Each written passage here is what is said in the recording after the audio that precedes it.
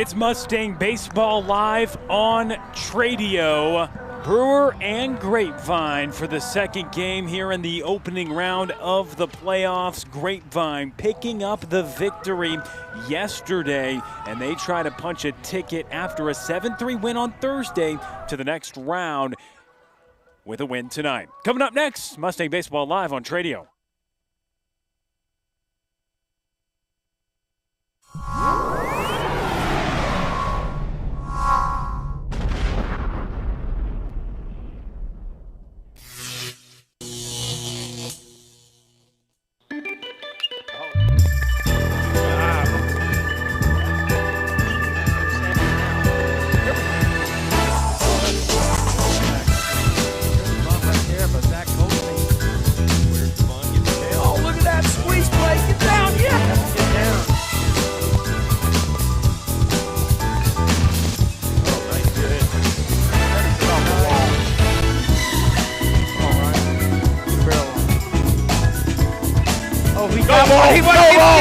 Go ball! Get out of here! Get out of here!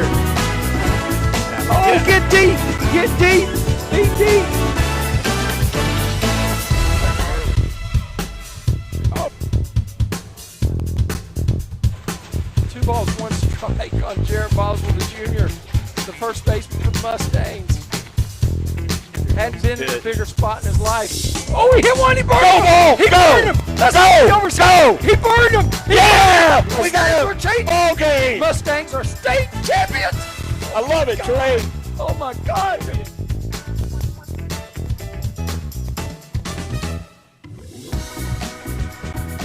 Mustang Baseball Live on Tradio begins now.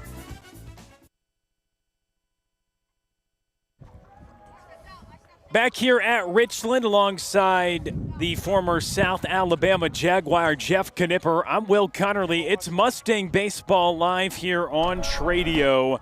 Jeff, Grapevine picks up a victory yesterday, and for those that woke up this morning and saw it was a 7-3 final, not fully indicative of what was a tense one-run ball game for most of yesterday's affair. Exactly. It was a run ball game most of the way, and the Mustangs pulled away late, but never could really fully relax until that 7th inning, and had a 4-run cushion that we could bring to the house. But tonight, interestingly, Will, we're going to see the pitching matchup that I thought we'd see yesterday.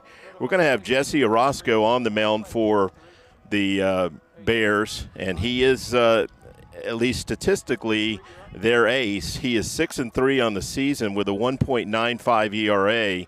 He's made 11 appearances and pitched in just over 50 innings. So he's averaging about 5 innings a start. And for the Mustangs, we're going to see Lale Esquivel on the mound. And Luke has pitched really well for the last 2 months. In fact, I had to go back to February to find a start in which Luke allowed more than 2 earned runs, and most of his starts have been 1 or none earned runs. So we expect Luke to be good just like he's been all season. And he was good at the plate yesterday as well. Made a big impact atop the order, scored a run, scored the first run early on, a first and third after drawing a walk, and then the big triple that drove in two that gave Grapevine that initial cushion in the game yesterday. You pointed out that, yeah, he had a part in all of the Mustangs' first 3 runs, I believe, if not 4. So, yeah, he was on base, and when he wasn't on base, he was driving guys in from the base path. So just an excellent game all around. I mentioned also last night we had several guys that had 2 hits. I forgot to mention Connor Ray. He had another 2-hit ball game, as well as Lale Esquivel and Gianni Corral. So I believe on the night, the Mustangs had a total of 10 hits. And it was really good as well. Speaking of squaring the ball up, Brady Boozer, really strong hit late in that ball game, a triple that ended up leading to a run. Some of that insurance later in yesterday's game. Yeah, that was great to see, because I know Brady would probably tell you he hasn't had the season he would have liked to have. I talked to his dad on the way out of the ballpark, and he even said, hey, that was a bit overdue. So it'd be great to see his bat heat up. It definitely was. And let's take a look at the starting lineups here For this second game in this opening round series, we'll look at Grapevine first. And we were talking before the game, I mean, pretty familiar faces all throughout. Lale Esquivel at third base, Connor Ray at short, Colin Park at second, Jarrett Boswell at first base. In the infield for the Mustangs. Out in the outfield, Zach Goldstein, Brady Boozer, and then Thomas Powers out in left. We'll confirm that once we move forward to see who it is indeed out in left. We had it as Powers. And then it's Luke Esquivel, who we just mentioned, the freshman, getting the start on the bump. Gianni Corral catching in the Thomas Powers, the DH. Talking with you and Trey Bell before the game, hey, do you guys have the lineup yet? They said, hey, at this point, it's going to be pretty much the same. And why change it for a team that's won as many ball games as Grapevine? Right. They're 26-2 now, so you dance with the one that brought you. And let's now look at the lineup here for Brewer. Leading things off, Jesse Arasco, the pitcher. And he was somebody that when we looked at this lineup for the Bears yesterday, we thought that is going to be the most difficult guy to deal with, and came up in some big spots yesterday. And Grapevine did a good job navigating around him. But he leads off, and he's on the mound. As Jeff just mentioned a moment ago, their top arm, he gets the start, and it's an elimination game for Brewer, trying to force tomorrow's, if necessary, game. But let's follow with the order. Kyler Ferris, he bats second and moves to short today with Arasco on the bump. Troy Griffin hits third and plays third. Lucas Cantu, who had the solo home run out to right field yesterday in the cleanup spot. Tanner Pierce hitting fifth at first. Sergio Aguirre out in left. Colton Clemens inserted into the lineup today, the designated hitter. Matthew McGinnis, who was hit twice and walked once yesterday, catching and hitting seventh. Braden Squires follows in left, and then Alex Chavez rounds out that order. So that's what the lineup looks like for Brewer. And it was interesting yesterday because they had a chance, bases loaded, go-ahead run in scoring position, and they popped out in foul territory to end what was the fourth inning yesterday. That was a huge spot. The bases were loaded, 2 outs. They had their, I believe, number 2 hitter at the plate. And fortunately, Ben induced a pop-up that Lale made the play on just in front of the Mustang dugout. So that was a huge escape right there. That could have swung the game in a big way. I believe we've got the teams being announced here. We've got lineups that we've already been through. And we'll take a listen as well. Number 44, Tyler Ferris. Batting third, playing first base, number 8, Troy Griffin. Batting fourth, playing right field, number 4, Lucas Cantu. Batting fifth, playing first base, number 47, Tanner Pierce. Batting sixth, playing left field, number 33, Sergio Aguirre. Batting seventh, and number 43, Colin Park. Batting eighth, and playing center, number 7, Matthew McGinnis. Batting ninth, playing left field, number 5, Brady Boozer.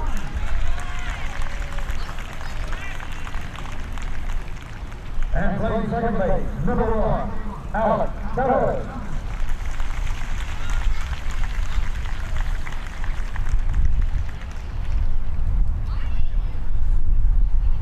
And now, ladies and gentlemen, starting lineup for the home team, Grapevine Mustangs. Roster player, number 6, Eric Schwartz. Number 8, Will Lucas. Number 10, Reed Whitman. Number 13, Sam Bullard.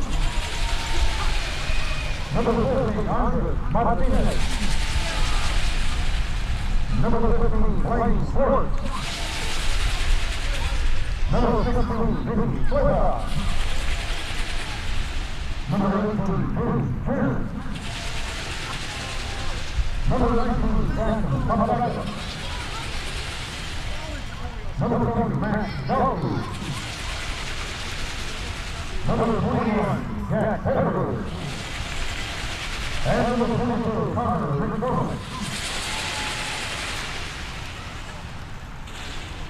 Leading off and pitching tonight, number 1, Lale Esquivel. Batting second and playing center field, number 2, Zach Wilson. Batting third and playing first base, number 12, Boswell. Batting fourth, playing first base, number 11, Lale Esquivel. Batting fifth and pitching, number 44, Gianni Corral. Batting sixth, playing right field, number 9, Brady Boozer. Batting seventh, playing second base, number 5, Colin Park. Batting eighth, playing left field and field, number 4, Colin Park. Batting ninth and playing shortstop, number 7, Connor Ray.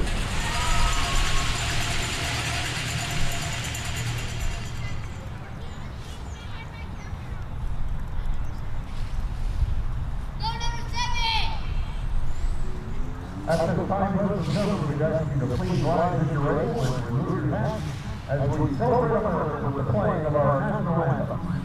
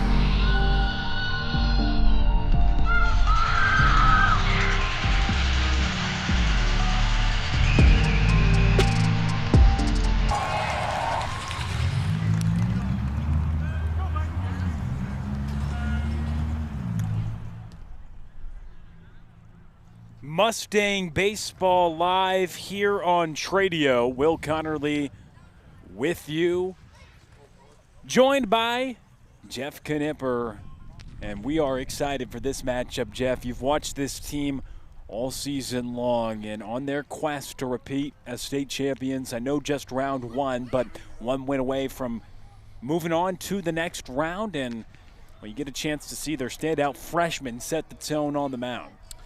Yeah, I mentioned earlier, Luke has just been excellent on the mound all year, and no reason not to expect that to continue tonight.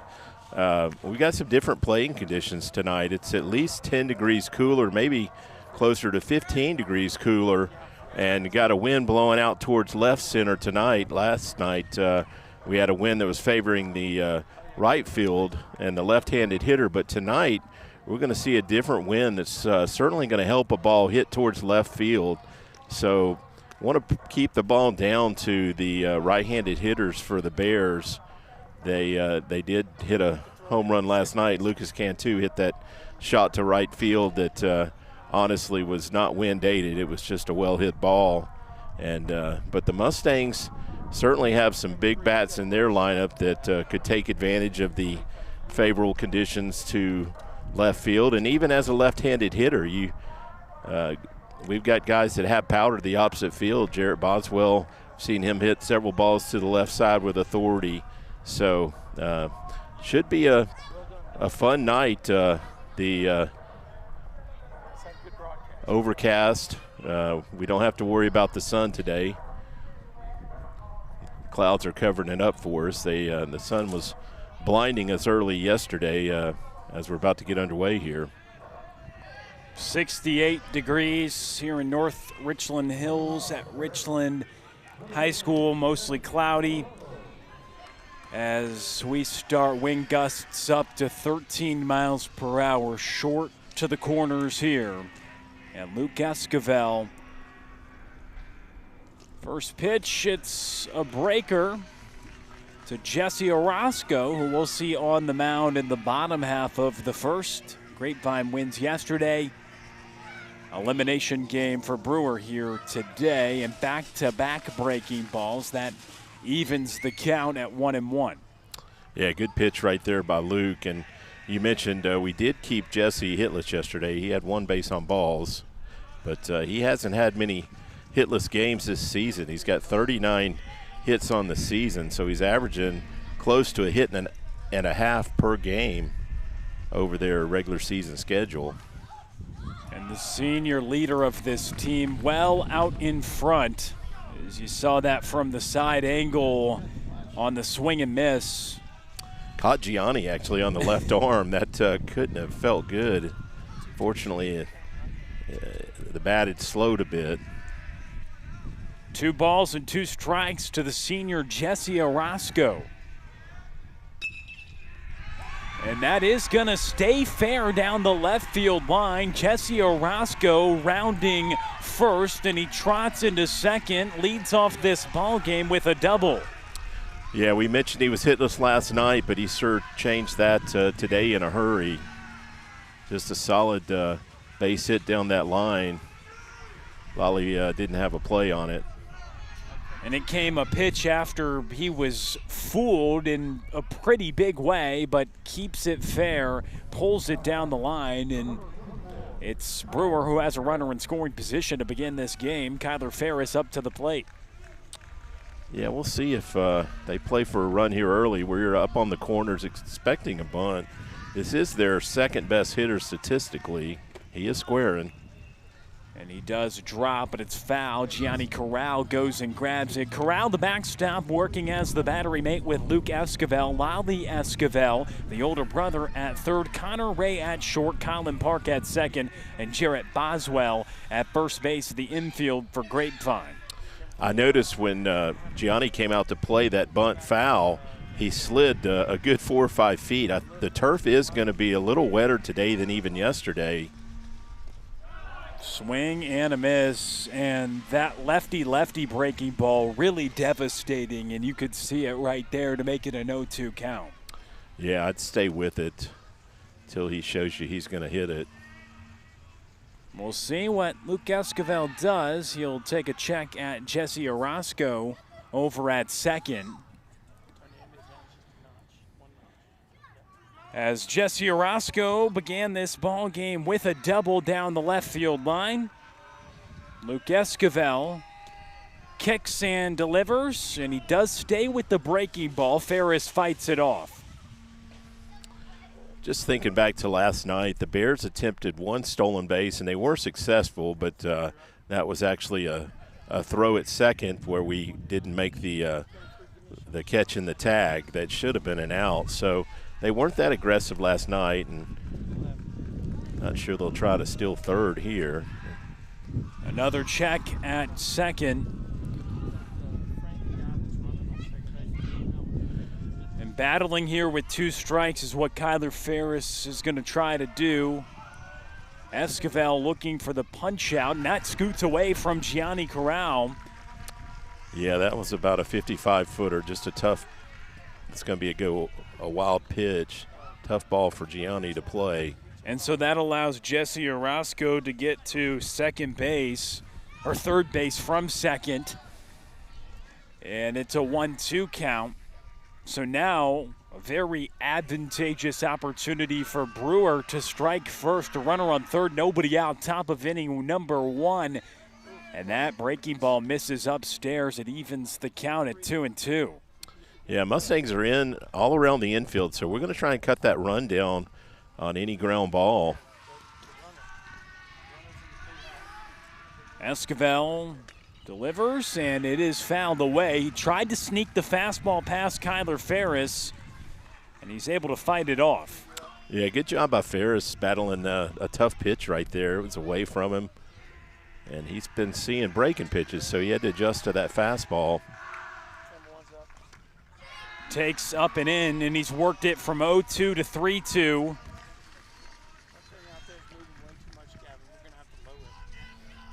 It was a 7-3 Grapevine win in Game 1. Beginning of Game 2, though, Brewer threatening to score. The full count pitch is taken for ball 4. So the first 2 for the Bears have reached. Runners on the corners, nobody out for Troy Griffin. Yeah, that looked like that missed inside. He threw some that were up. That was the right elevation, but must have missed inside. Don't see anyone really questioning that call. And for a team that gets to the postseason, you always assume that they had a pretty good year, and you can say that for Brewer. We'll get into that in a moment, but it is interesting because they've lost 5 of their last 6 and 4 straight heading into today's game. Ended the regular season on a 3-game slide, and again lost 4 of their final 5 again then yesterday. Yeah, overall they did have a winning record at 17-12, but you're right, they didn't finish the season all that well. Troy Griffin taking the first out of the zone, the 1-0, and Esquivel gets a swing and a miss, a half swing there by Griffin. Had him fooled on the breaking ball once again. He's done that a couple of times with the bender here in the first inning. It's interesting, though, because they won their first 8 games of the year, and they dominated the opposition in that process. Popped up to the right side, and it drops behind Boswell. They throw home, not going to be in time. Jesse Arasco scores. It's 1-0 Brewer, and they've got runners on first and second with nobody out. A blooper accounts for the first run. Yeah, tough play right there for Jarrett to go back on it, and Brady couldn't get there. I almost felt like we should have gone to second with that ball just to make sure we get an out. So coach is going to come out and talk here. We don't have an out yet, and runner's still at first at second base. The inning started with a Jesse Arasco 2-strike double down the left field line. The first few pitches from Luke Esquivel, good-looking breaking balls to the right-handed hitter, but he pulled a 2-strike pitch down the left field line, then advanced to third on a wild pitch, followed by a walk. He easily scores on then the blooper by Troy Griffin. So Kyler Ferris at second, Troy Griffin who bloops in that run at first base. And again, nobody out for a man who hit a ball further than anyone yesterday, Lucas Cantu, who was the home run candidate of yesterday's game, and it was a pretty deep shot over the right field wall as he hits I took another look at his stats on the season. Actually, that was his first home run of the season. I misspoke yesterday. I thought he had hit 2 home runs, but that was actually Arasco's, whose home run total I was looking at. And so Cantu, the senior, getting his first bomb of the year in the opening round of the playoffs yesterday, despite a losing effort, as that is dropped down on the bunt. They throw it to first. It is in time. Lale Esquivel makes the play for the first out, but Lucas Cantu, the cleanup hitter, still executes, sacrifices his AB, and it moves runners to second and third.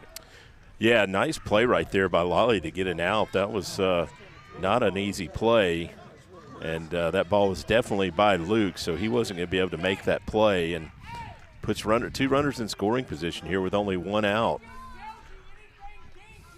And so runners on second and third, 1 gone. Luke Esquivel trying to work out of some trouble. The Bears strike first here in the second game with this first round playoff series. Tanner Pierce up to the plate, the first baseman for Brewer. And he steps out. Looks like the Mustangs on the infield. We're going to try and cut the run down at the corner, but in the middle, we're just going to play for an out. And that is grounded. They're going to go from short to third. The tag applied, and it is Troy Griffin who's cut off the base paths, and they get the out that they wanted to play for on the ground ball. Yeah, Connor definitely didn't have a play at the plate there, and good job cutting that runner down at third and keeping them out of another runner in scoring position. So Bears take an early 2-0 lead, though, and this is unknown territory for the Mustangs. They never trailed last night. The game was briefly tied at 1, but the Mustangs never trailed last night. And so Tanner Pierce, who just had that ground ball to short, as that scoots away from Gianni Corral and allows Tanner Pierce, who was at first, to easily get to second with 2 outs. He comes up in a situation with runners on second and third, and he hits a ground ball deep into the hole. Connor Ray, obviously too far to even think about going home. Infield not in. It results in an out. He gets on via the fielder's choice as that ball is tailing foul from the bat of Sergio Aguirre, but it does a job to drive in a run on the ground ball fielder's choice, and you've got Pierce now at second and Aguirre at the plate. Yeah, definitely a good start for the Bears here, and on the flip side, not the start the Mustangs hoped for. Sergio Aguirre, the left fielder for Brewer. A ball and a strike the count here with 2 outs. Tanner Pierce, the runner at second. Esquivel, breaking ball misses high. So the inning started with a double followed by a walk, bloop single, sacrifice bunt, and then ground ball fielder's choice that resulted in an RBI. 2 runs scored so far for the Bears, now 2 outs in the top of the first. The delivery, swing and a miss. Esquivel changing pace, and he's got some swing and miss here in the first inning despite 2 runs coming across. Certainly some misfortune with the bloop single, but Arasco started it with the double. Yeah, the Arasco hit was definitely a clean hit, and just a well-placed bloop single like you mentioned. Corral sets up in his spot. Esquivel dots it up. They throw it down to first. Boswell steps on the bag. And Luke Esquivel does get a strikeout to end the first, but not before 2 runs come across to score on 2 hits. 1 runner left on base. It's a 2-0 score. We go to the bottom of the first. It's Mustang Baseball Live on Tradio.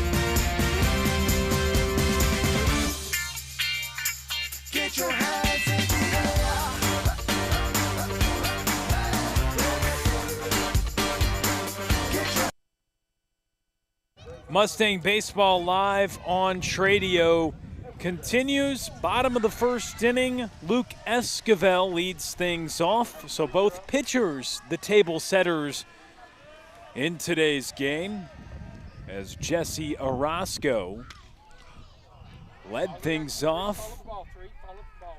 Esquivel flies out to center on the first pitch. That's Braden Squires making the catch. Yeah, he hit that fairly well. Squires got it right on the front side of the track out there in center field.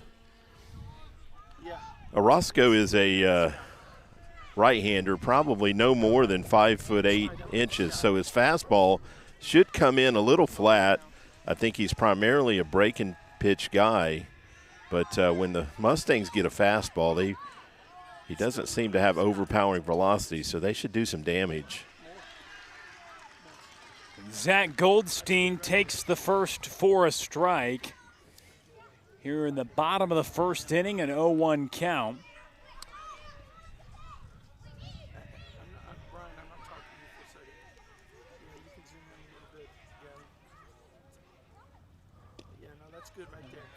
That's outside. But for Jesse Arasco, he doubles and comes across to score in the part of a 2-run top of the first for the Bears. But 50 1/3 this season worked. He's been a workhorse and a 1.95 ERA. He's 6-3 in the win-loss column on the mound. I noticed he also had 51 strikeouts on the season, so right at a strikeout per inning. So even though his fastball doesn't look overpowering, he does have a lot of swing and misses to get those strikeouts. Definitely over 1K per inning and only 20 walks in 50 innings compared to 51 strikeouts. And he gets a punch out right there. Jesse Arasco retires Zach Goldstein, and there's 2 outs.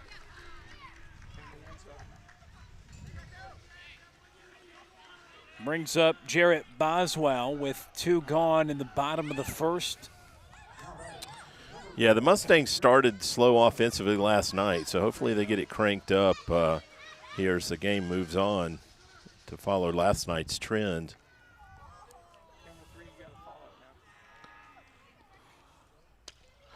That's well hit, but again, that's actually going to carry beyond. Yeah, it's going to be a double.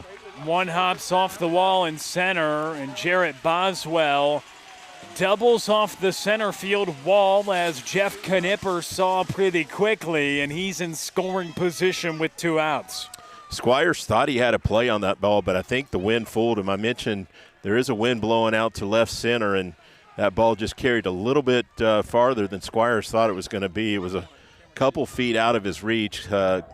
Clean one hop off the wall double right there by Jarrett. He had a big double last night. And so Jarrett Boswell on second with the double. Lale Esquivel at the plate. And he takes for a called strike on the outer half on Arasco's offering. We saw some good emotion from Lale Esquivel. He closed out yesterday's game on the mound. Yeah, Lale also had 2 hits last night, which has been the case more often than not for about the last 2 months.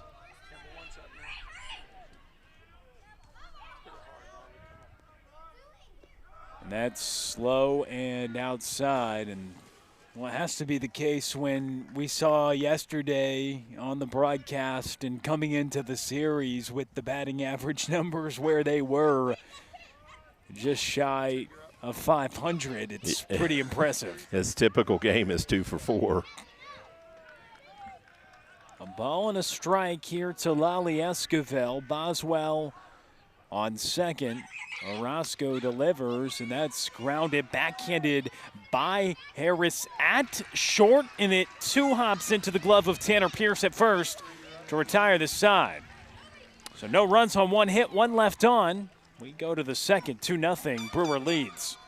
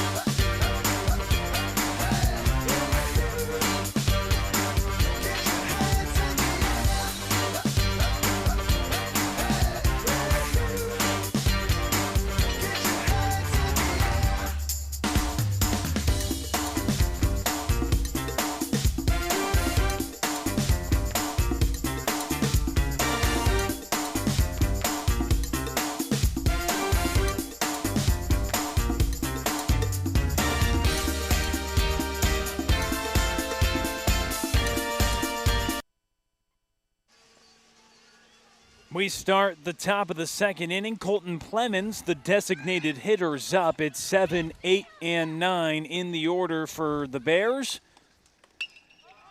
And that's lifted to center.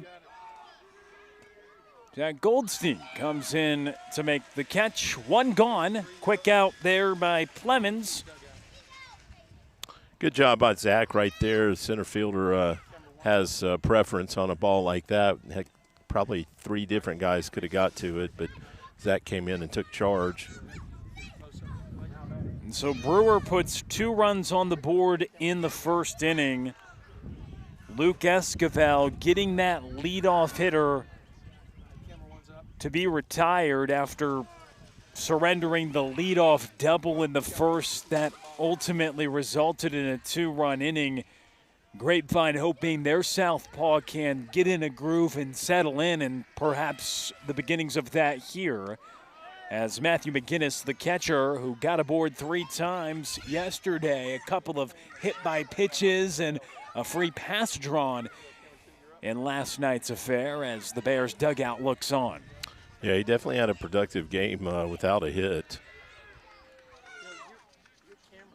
It's one way to do it, wear it, and he also almost got hit late in the game. That's right. Lale threw a curveball behind him. And now he tries to battle with a 1-2 count. Check that. We had it wrong on the scoreboard. That's a swing and a miss. Matthew McGinnis swings through it.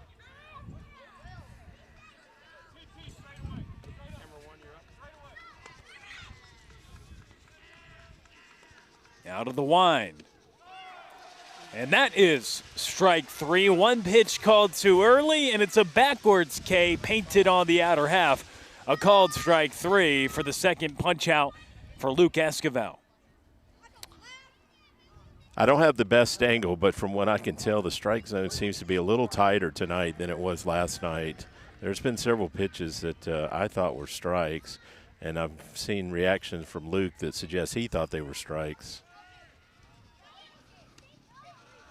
That's not a strike. It misses up. Braden Squires digs in, but it is with the zone early on. That's something to always look for both pitchers and hitters, to just understand what they're working with on a certain night on either side.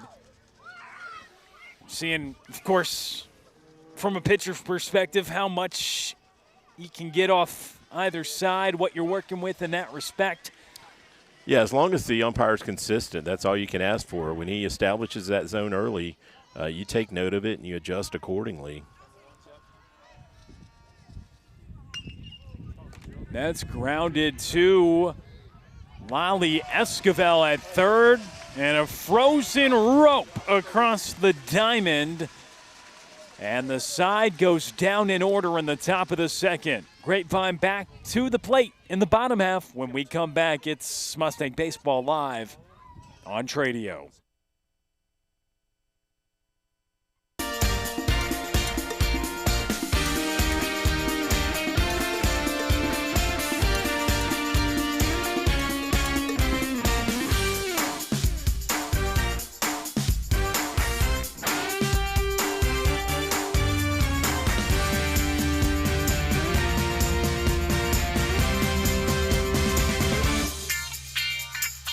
Your hands in the air.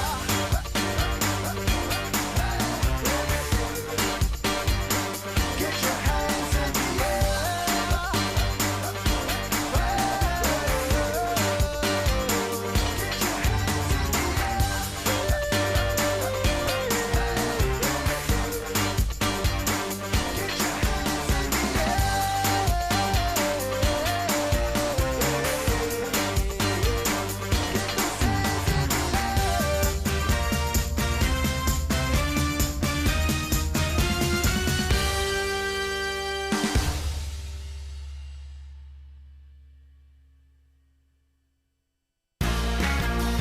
Ready, set, go now. Ready, set, go now. Ooh, ooh. 1 time, 2 times, see you at the finish line. Hey, ready, set, go. Hey.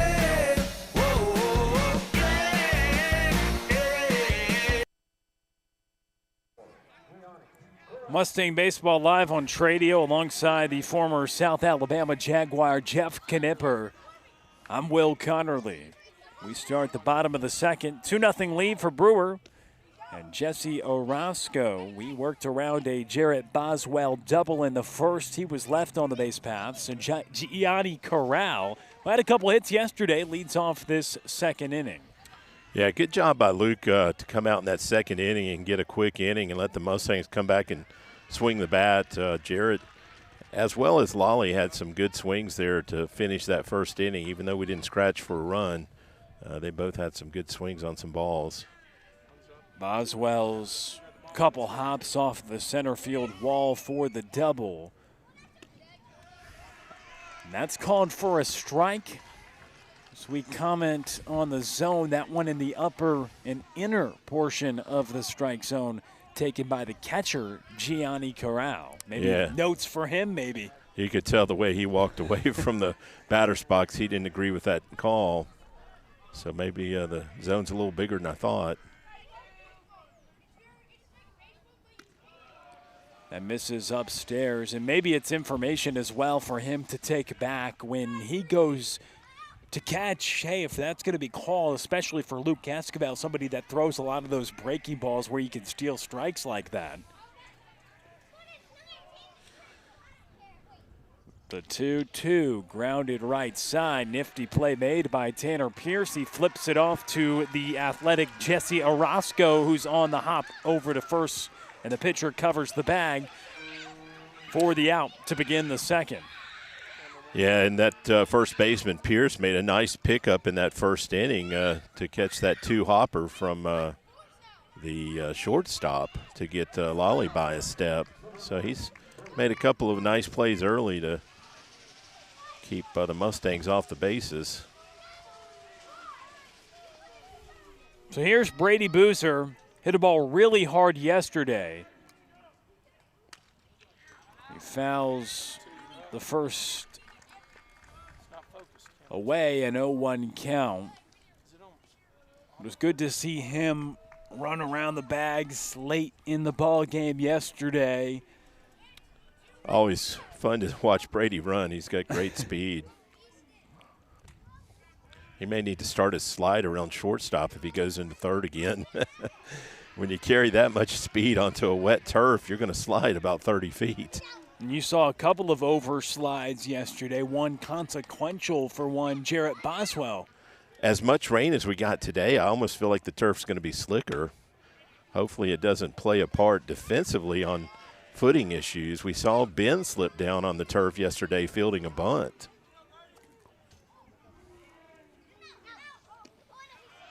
That's in for a strike. And with the artificial surface here at Richland, another component of it is the ball does move around pretty quickly on the turf. We see it with the opportunities, a pair of triples yesterday for Grapevine, so you can get around the base paths here despite it being a very small yard, especially to the corners, with opportunities for home runs in effect. And Brady Boozer working at the plate right now here with a 2-2 count, one out, nobody on, bottom of inning number 2. Yeah, that turf plays a role not just on the infield but in the outfield. It makes balls in the gap hard to chase down before they get to the fence. Boozer fights one off.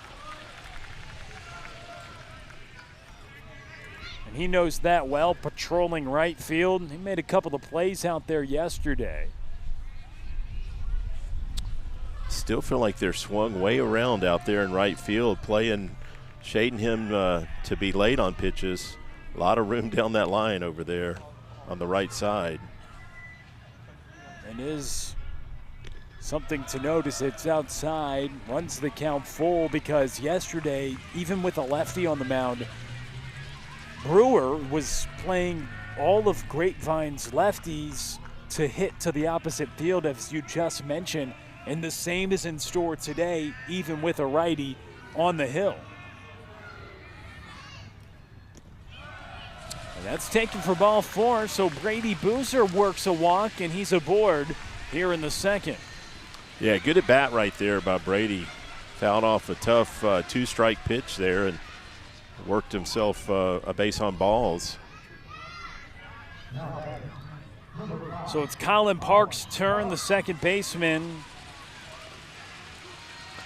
Colin had a sac fly yesterday in that 7th inning to bring Brady to the plate after he had a triple. So at least one RBI on the box score yesterday for Colin Park.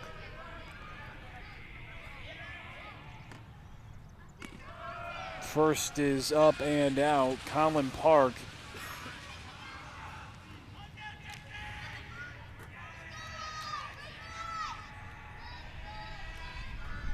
At the plate here in the second. Grapevine, known for offensive explosions all season long. Started slow yesterday, but all in all, double-digit hits and plenty that went for extra bases, and they opened it up in the latter stages of this ball game. But now having to chase today after Brewer striked first with a couple of runs in the first, as that's fouled away. But they are the ones who tossed the first punch in this ball game with 2 in the first, and it's Grapevine's now chance in turn to respond. But a lengthy ball game. You know, this group is very confident when you come into a game with a chance to advance today, but also just with the record and resume that they've put together here this season. Yeah, the Mustangs have come from behind several times this season to win games. So definitely in the first inning, you're not in panic mode, only down 2 runs. So Colin Park up and in. Yeah, and that one stung. Got him on the shoulder blade on the left side. You can see him slowly making his way down to first, up and in, and he is taking that walk to first. I know you've got plunked probably quite a bit in your days. I had a little more cushion probably than Colin Park. I could take a pitch a little softer than Colin. But I am a much bigger target than Colin, too. Yeah, understood, but you'll I take it, right? I mentioned Jesse Roscoe doesn't seem to have overpowering velocity, but don't tell Colin that right now. Exactly, it all hurts. Even the breaking balls, the fastballs, but you'll take a 90 feet when you represent, albeit early, the tying run in the ball game. Well, and put Brady in scoring position. You know, we'll take some more of those. It puts just load up the ice tomorrow. Thomas Powers to the plate. They're in on the corners. I don't see a button here though with 1 out.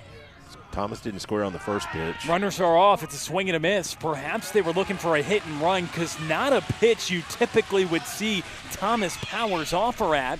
And that puts runners at second and third. He swings that one well outside the zone. It spikes. Looked like a hit and run was on there. I have to agree with you there, because it was certainly nowhere close to the strike zone. But Brady got a big jump, and the catcher didn't even try and make a throw on him.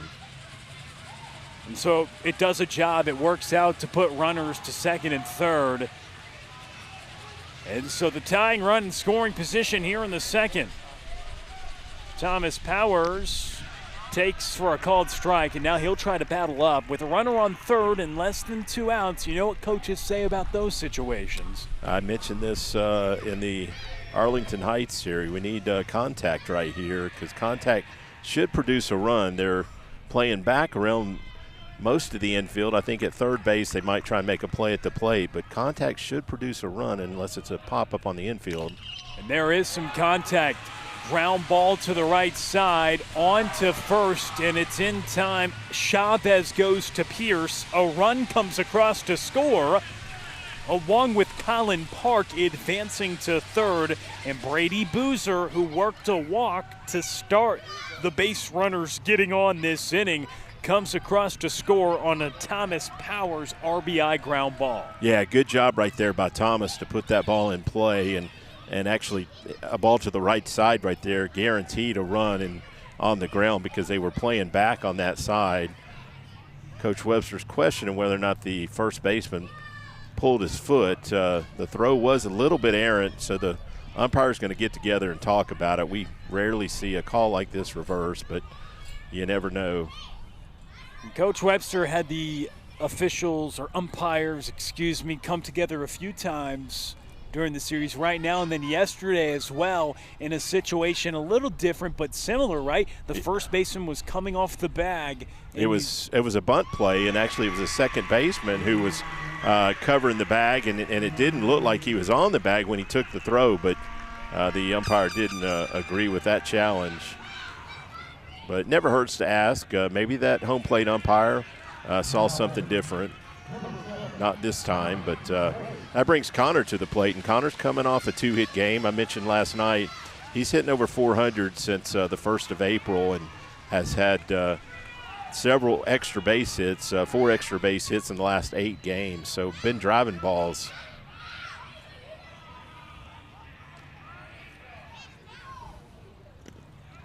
Slow and outside. Good job by the catcher right there to keep that in front. That was down a hard fastball down that one-hopped him. So Thomas Powers, ground ball to second, scores Brady Boozer. Colin Park 90 feet away with 2 outs for Connor Ray. And Connor Ray pops this one up towards center. Squires slipped for a moment but recovers.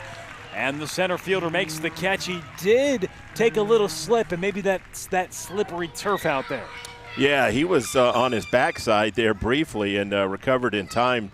To his benefit, that ball was in the air a long time, and Connor just got under that one a tad, and you see that ball carried pretty well. If he had not hit it on that trajectory, there's no way the center fielder would have recovered. So Mustangs down 2-1 here, headed to the top of the 3rd inning. You're watching Mustang Baseball live on Tradio.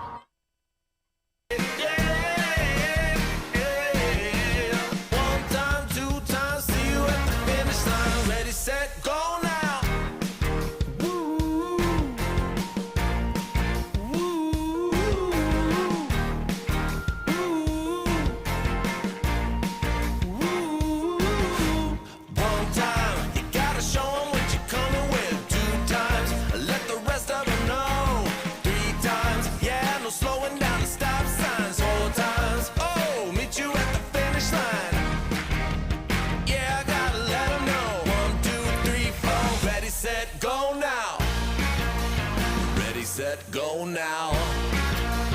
Ready, set, go now. Ooh, ooh. 1 time, 2 times, see you at the finish line. Hey, ready, set, go. Hey, whoa. Yeah.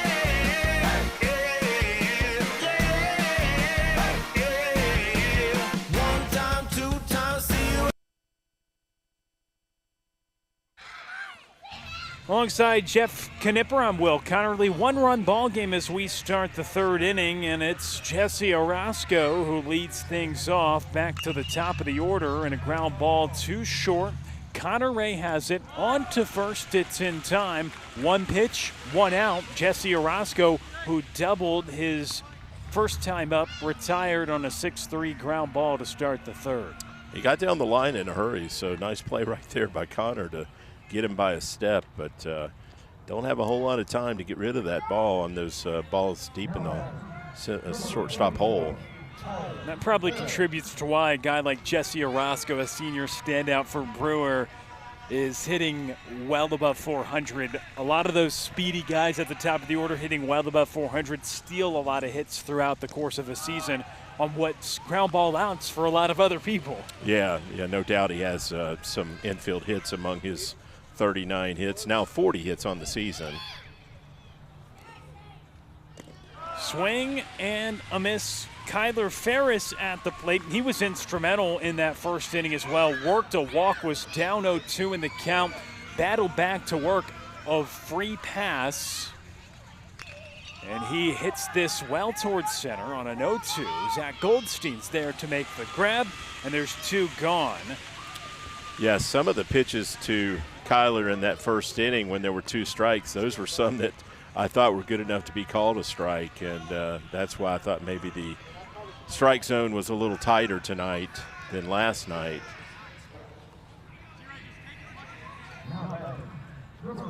So 2 outs, first 2 retired here in the third. Troy Griffin at the plate. It's a ground ball to second, on to first in time, and a very speedy 1-2-3 inning for Luke Esquivel as he retires the side in economical fashion, setting him down in order, in short order at that. Bottom of the third we go. Grapevine to the plate, down by 1.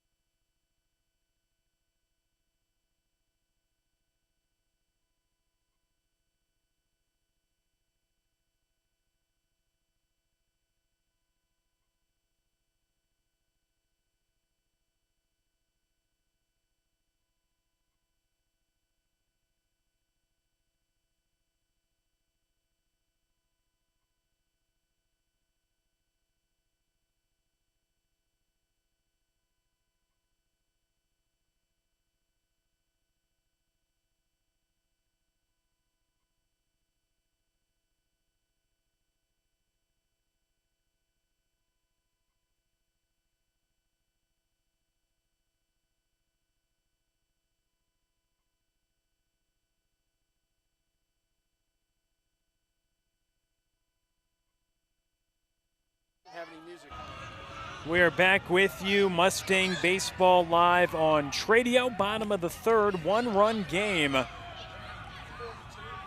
Alongside Jeff Knipper, I'm Will Connerly. And it feels similar to yesterday's game. You get toward the third, and well, it's a tight 1-run ball game as Luke Esquivel, the leadoff man, starts this third inning. The only difference is this time it's Grapevine with the deficit. Yeah, I'm just looking around the Bears outfield. They're playing really deep.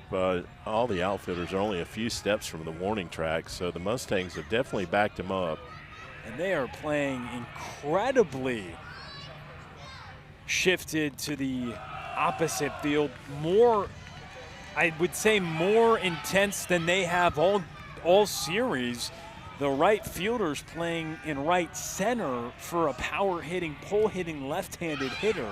Well, in the center fielder, you can see he's closer to the 347 sign in left center than he is to the center field sign at 360. And one thing you will say is that Brewer, they've certainly seen something because every hitter, the outfielders are moving. Now they're shifting back a little bit to more being straight away as a pinch or courtesy runner comes in for the pitcher and Luke Esquivel. But you see they move a little bit more to straight away for the next left-handed hitter in the order in Zach Goldstein. That's really interesting to see that approach right there. They must have done some scouting on the Mustangs and feel that's the tendency for those hitters, because we are seeing them move from hitter to hitter. And Luke Esquivel didn't get much to hit. He draws the walk. But from your experience this season watching Luke Esquivel, is that the trends that you've seen from him? He does hit a fair amount of balls to left field, and in fact, a lot of his base hits have come that way. So there is some logic to that. I don't want to – I don't have a spray chart to tell you how many of his balls have hit that way, but I'll tell you he's had quite a few hits to left field, which is a good sign, and as a leadoff hitter to use the whole field. Well, that's what I was going to say for him and, of course, his older brother. When you're both hitting above 400, I mean, you're probably hitting it to all fields, right? You have to use the whole field when you have batting averages as high as some of these Mustangs do. Yeah, same thing for Lale. He uses the whole field. We're going to get a mound visit here from the Bears coach, Art Sonato. Matthew McGinnis making his way to the mound as well. The whole infield comes in, and Grapevine as well. They get a chance to have a little conference offensively also with the visit to the hill. That's one thing that you always get to see is a little reset on both sides during a time like this, and it comes after a walk followed by consecutive balls. Yeah, we didn't mention there is a courtesy runner in for Luke. That's Connor McDermott running for Luke tonight, and he ran for Gianni Corral last night. So my guess would be if Gianni gets on base, we'll see Derek Duong as the courtesy runner. But good start here to the bottom of the third inning, getting that leadoff batter on base. And that is where the game took a turn yesterday. It was the free passes that turned to traffic, that turned to the big hit from Luke Esquivel. But yeah, base on balls is just like a single. There's a lot of value in that, and you tack that on with some hits. In fact, the Mustangs had 10 hits, and that certainly helped us get to 7 runs. Goldstein squaring, pulls back at the 11th hour, and it's called for a strike.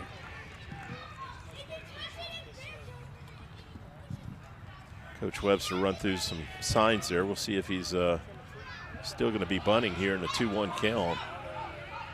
Get the leadoff runner on. Of course, Speedy with McDermott and the courtesy runner.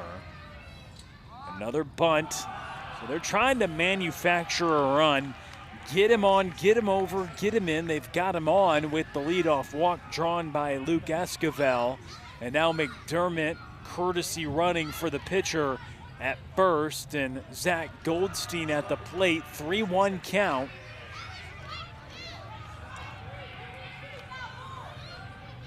And he still squares, pulls back, and it's ball 4. Yeah, that's another way to move that runner to second base and not sacrifice an out, and brings Jarrett to the plate, who had a double off the left center wall in his first at bat. Extra base hits in both games in the series so far. And he comes up in a big spot, seeing the ball well over the last couple days. And Grapevine trailing by a run in the third. They've got the 3-hole up in first baseman Jarrett Boswell. Yeah, they are shading Jarrett towards left in the outfield as well. But we have seen, well, he squares to bunt early. Let's see. Pulls it back. And it's back-to-back walks to begin this inning. Luke Esquivel walked. McDermott comes in to run at second for the pitcher as a courtesy. Zach Goldstein walks. And Goldstein, he was attempting to bunt but never did. Pulled it back every time with all the balls being thrown. And maybe that throws the pitcher off. Boswell right there, that's a pitch you could definitely get down. He pulls it back, and it's called for a strike. Perhaps just showing a bunt, is that something to distract the pitcher as well? Yeah, maybe we're just trying to distract him and work another walk. Let's see what Jarrett's doing here with a strike, whether he squares again. Sometimes when a guy's struggling like that, the message offensively, take till you get one. We'll see if the light is green. No, squaring again, and it's pulled back. Good stop right there by the catcher. He had to go a long ways to get that ball on one hop. So 2 balls and a strike with runners on first and second. And just working counts, especially considering the fact that it was a lot of arms used yesterday. Yeah, they did go 3 deep pitching-wise yesterday. That ball is That's well down the line. struck towards right field, and it's foul. Wow. I just mentioned how far they were playing from that line, and Jarrett tried to tattoo that line, just missed it. He would have been running for a long time. Probably a triple because that right fielder had a long way to go to get there. I like letting him swing there. I like this matchup for him. We've seen him hit doubles here in consecutive games, so I like the number 3 hitter swinging here, not bunting. Yes, especially in a hitter-friendly count at 2-1. Now 2-2, and you'd think the bunt certainly off the table now. Well, occasionally we'll try a 2-strike bunt, but I don't see it here. And he goes to the opposite field this time. Aguirre there to make the catch, so Boswell hits it to the opposite field where Aguirre was set up to make the grab, and there's an out. Yeah, went from one line to the other pretty much. That left fielder had him played well. So Jesse Arasco, he's trying to work in and then out of trouble in this inning. Well, he wasn't trying to get in trouble, but you know what we mean. He worked into trouble walking the first 2, but now gets a fly out. But Lale Esquivel up at the plate, the cleanup man with runners on first and second, and he takes a hack at the first one, a little elevated. He had a good cut at it, was right on it, just fouled it back. But you're right, that ball was up around his shoulders, and he went up and took a really good swing at it. So 2 walks to start the inning, followed by a fly out to left. Grapevine down 1 after Brewer scored 2 runs in the first inning. Get out of here. It's popped up toward foul territory, and it doesn't get out, but it does fall in front of the Brewer dugout. Plenty of foul territory, and one of the bigger moments where we saw that was Lale Esquivel yesterday making a catch in foul territory in front of Grapevine's dugout when Brewer had the bases loaded in the tying run in third base. Interesting. Arasco was the closest one to getting that ball, and he's a pitcher. You rarely see a pitcher play a foul ball that far foul, but he is their shortstop and clearly a good athlete. 1 ball and 1 strike, 1 out, 2 on in a 1-run game. Lale Esquivel, 2 strikes the count with a pair of foul balls in this AB. And another one. He's been taking some big hacks, even with 2 strikes. Right, he didn't dial it down there at all. He got a fastball. I thought Arasco might try and mix it up there with a curveball, but he got a fastball, and Lale took another big hack at it. Lale Esquivel, a hit can tie it, or perhaps put Grapevine ahead. That's taken low and in. Yeah, good eye right there. Gone at him with fastballs here. I'm a little surprised by that. Esquivel, he grounded out to short in his first at-bat to end the first inning. Yeah, that shortstop threw a 2-hopper to the first baseman. They are taking advantage of the turf out there on the infield. We saw him make a play like that yesterday from third base. And just softly tapped. Arasco has to double pump it, and he eventually goes to second. They could have maybe got a 1-6-3 turn, but they just get Goldstein off the bases on the fielder's choice. It allows Lale Esquivel to reach. McDermott advances to third, so it's Lale Esquivel who hits it off the end of the bat, a dribbler back to Arasco, and he immediately thought, too, they just get not the lead runner, but the runner from first to second cut off the base paths. Yeah, I think Arasco had to wait on one of his fielders to get to the bag. The second baseman probably was going to try and make that play, so he wasn't going to the bag. And Arasco probably waited on that shortstop to get there. That's why they couldn't try 2 on it. So Grapevine asks Gianni Corral to come through with 2 down, and he ends up getting plunked. So another hit by pitch, but that's the second time Gianni's taken something on the left side. He took a bat off that left arm early in the game. Now takes a fastball in the left side of his rib cage. Looks a little shaken up right now. Yeah, again, he doesn't have much cushion. He's very slightly built.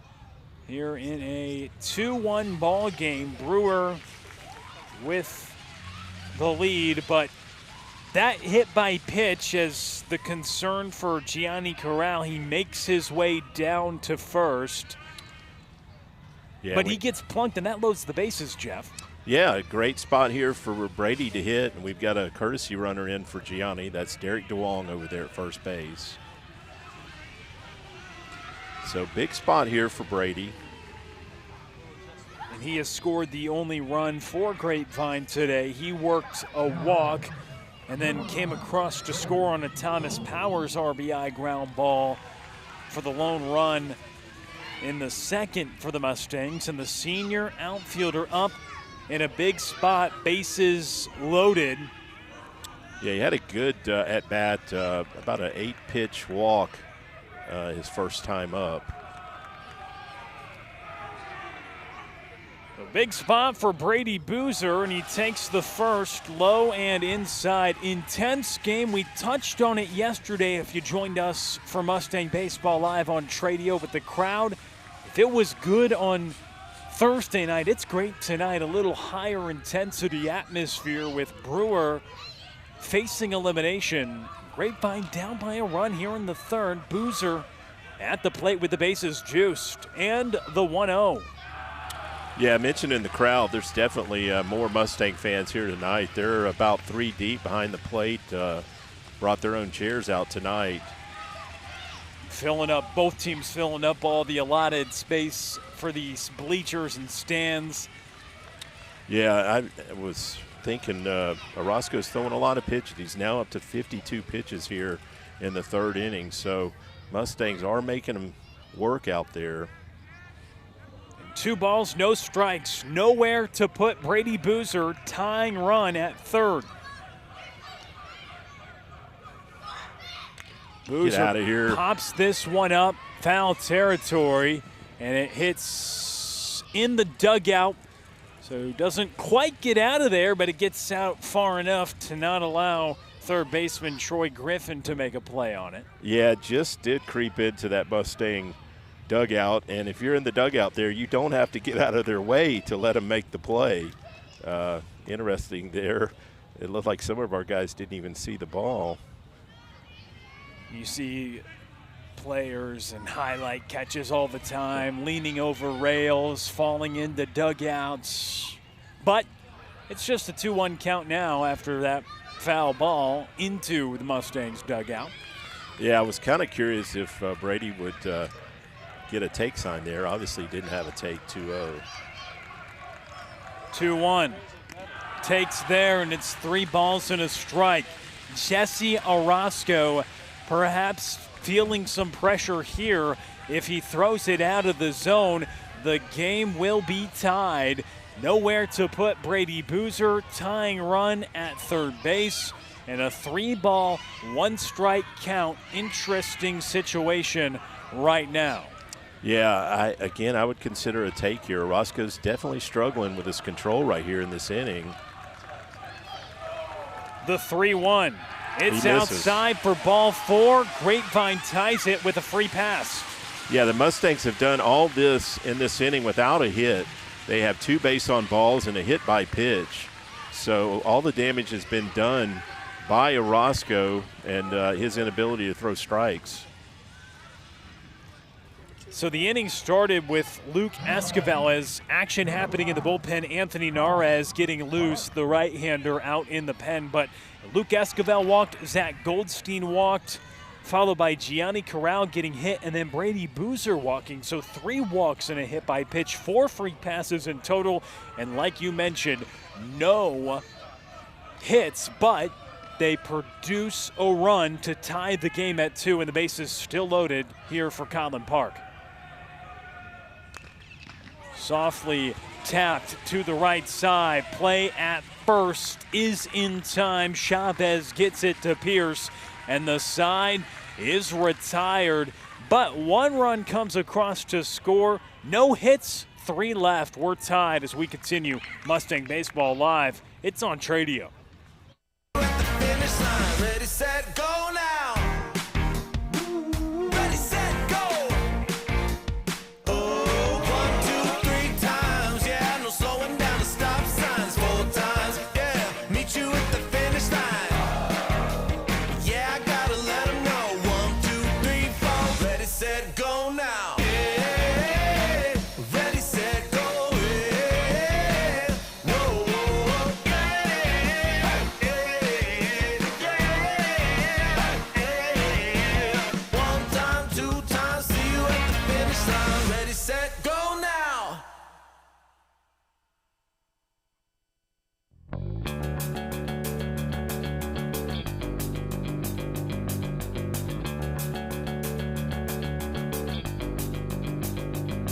Get up, get knocked down. Dust myself off. Get up, get knocked down. Dust myself off. As long as I got you right here. Oh yeah, I said I'm ready to go now. I said I'm ready to go now. Uh-oh, everything's gonna be alright. Oh yeah, I said I'm ready to go now. I said I'm ready to go now. Uh-oh, everything's gonna be alright. Gonna be alright. Gonna be alright. Gonna be. Now that I'm with you. The world beats me up sometimes. Gotta get it off my mind. But now I feel a little stronger. Not gonna let it bother me no longer. As long as I've got you right here. I said I'm ready to go now. Oh yeah, I said I'm ready to go now. Uh-oh, everything's gonna be alright. I said I'm ready to go now. Oh yeah, I said I'm ready to go now. Uh-oh, everything's gonna be alright. Everything will be alright. Everything will be alright. Now that I'm with you.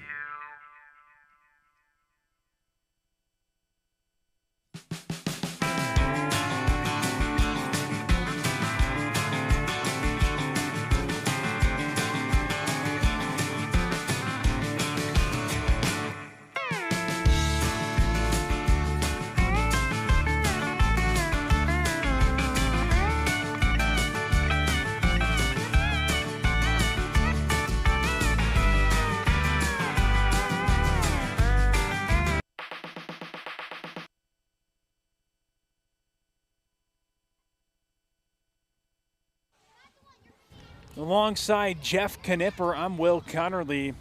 Glad you've decided to spend your Friday evening watching Mustang Baseball Live on Tradio. Brewer and Grapevine here in the second game in the first round of the playoffs. Grapevine with a chance to punch a ticket to the next round after winning yesterday. Brewer trying to avoid elimination.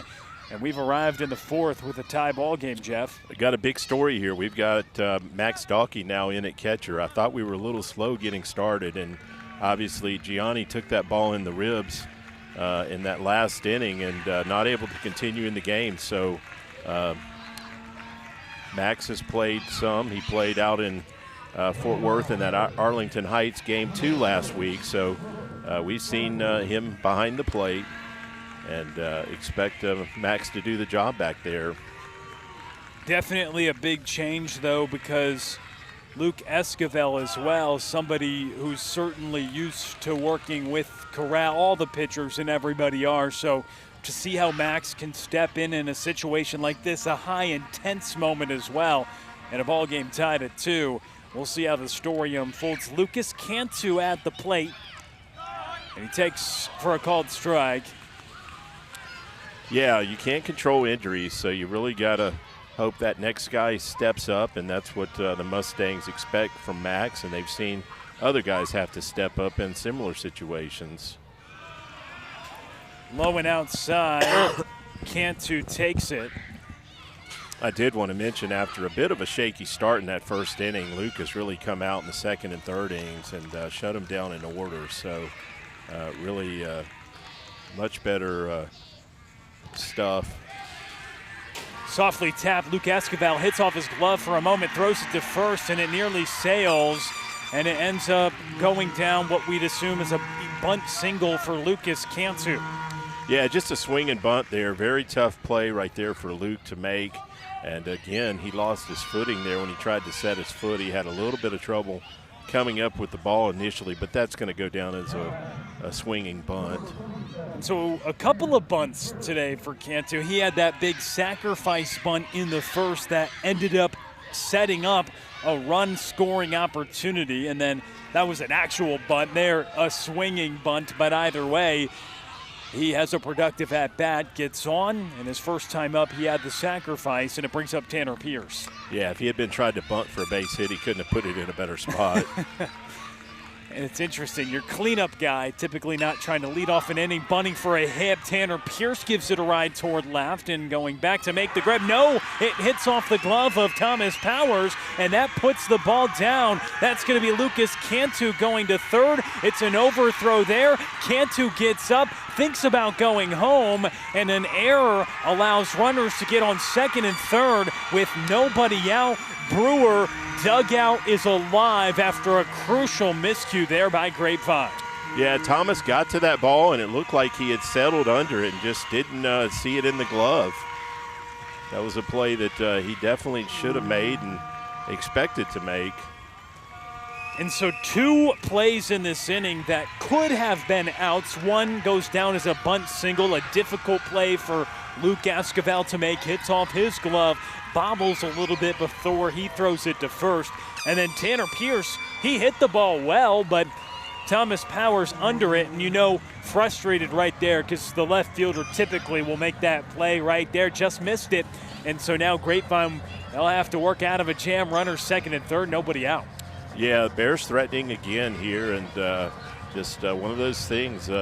Sometimes you don't make all the plays, and then they've had two hits tonight that were not well-hit balls, but sometimes that's what happens, and you got to work out of it. This is a spot where, hey, even if the Mustangs surrender a run, just keep them away from a big inning, try and limit the damage here.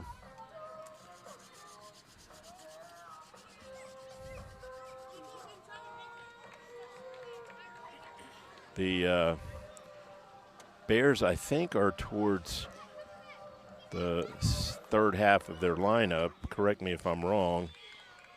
Sixth place hitter is up. Okay. So they're working in that direction. Yeah, we're going to play up on the corners and back in the middle. So any balls hit to Lale or Jarrett, we're going to try and cut the run down at the plate, make sure we get an out in the middle. Strikeout would be ideal. Sergio Aguirre swing and a miss on the first.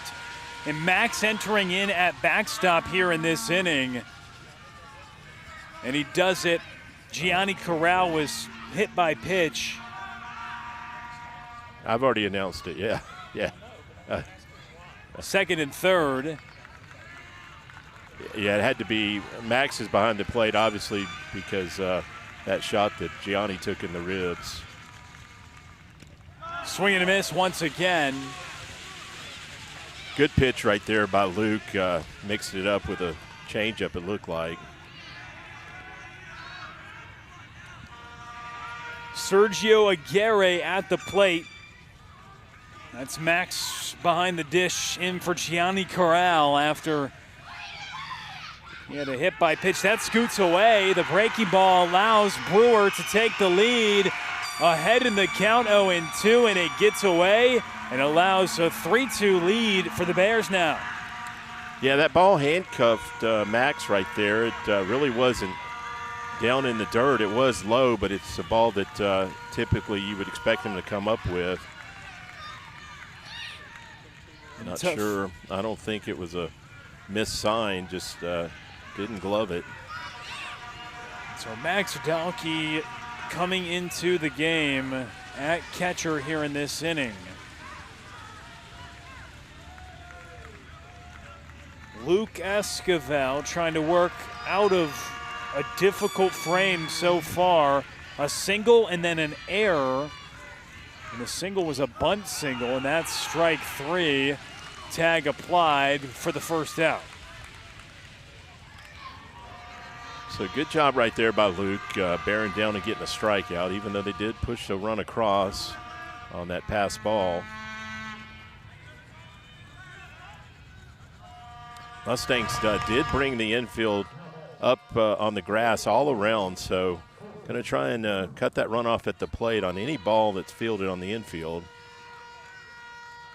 Colton Clemens at the plate. Inning started with a bunt single, followed by an error out in left field on a fly ball, and then the strikeout of Sergio Aguirre, but the run comes across to score on a wild pitch.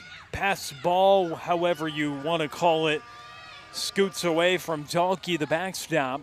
It makes it a 3-2 score. That's hit towards left. It's going to be down. Powers comes to corral it, but not before Tanner Pierce, who reached on the air, comes across to score, and Colton Clemens has an RBI single to make it 4-2. Yeah, Mustangs find themselves down 2 runs again. Still in the 4th inning, so again, no reason to panic. Let's just shut it down right here.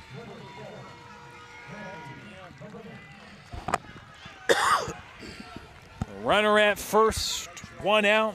Matthew McGinnis now up to the plate.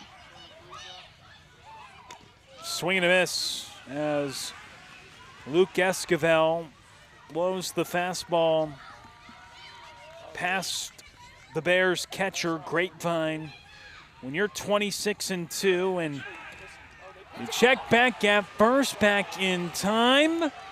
Close play. You saw Grapevine pick a runner off yesterday. But again, when you're 26-2, there hasn't been a ton of big pressure-baked moments. They saw some yesterday. They saw some actually in the final week of the regular season against Arlington Heights, and they're certainly seeing it now as the bunt is dropped down. Luke Esquivel thought about second, goes to first instead, and they get the second out. Yeah, good decision right there by Luke. Make sure you get that out at first base. I'm not sure he could have gotten the out at second base. But, yeah, Mustangs rallied from a 2-run deficit last Friday night against very tough pitching. So the hitters know they can do it. So Braden Squires, he's up at the plate.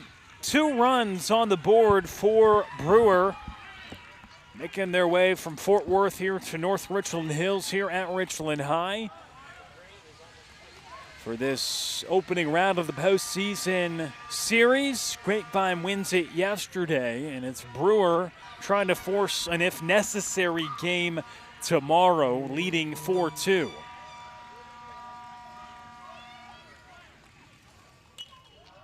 And fouled away.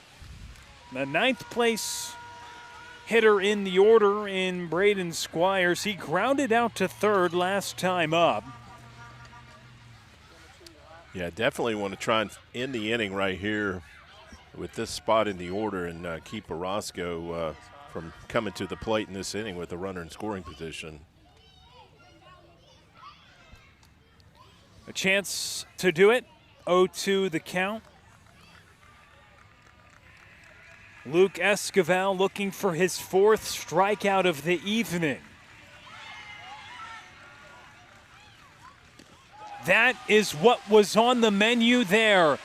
He gets the punch out, but Brewer throws the punch. They take a 2-run lead as we continue. It's Mustang Baseball Live on Tradio.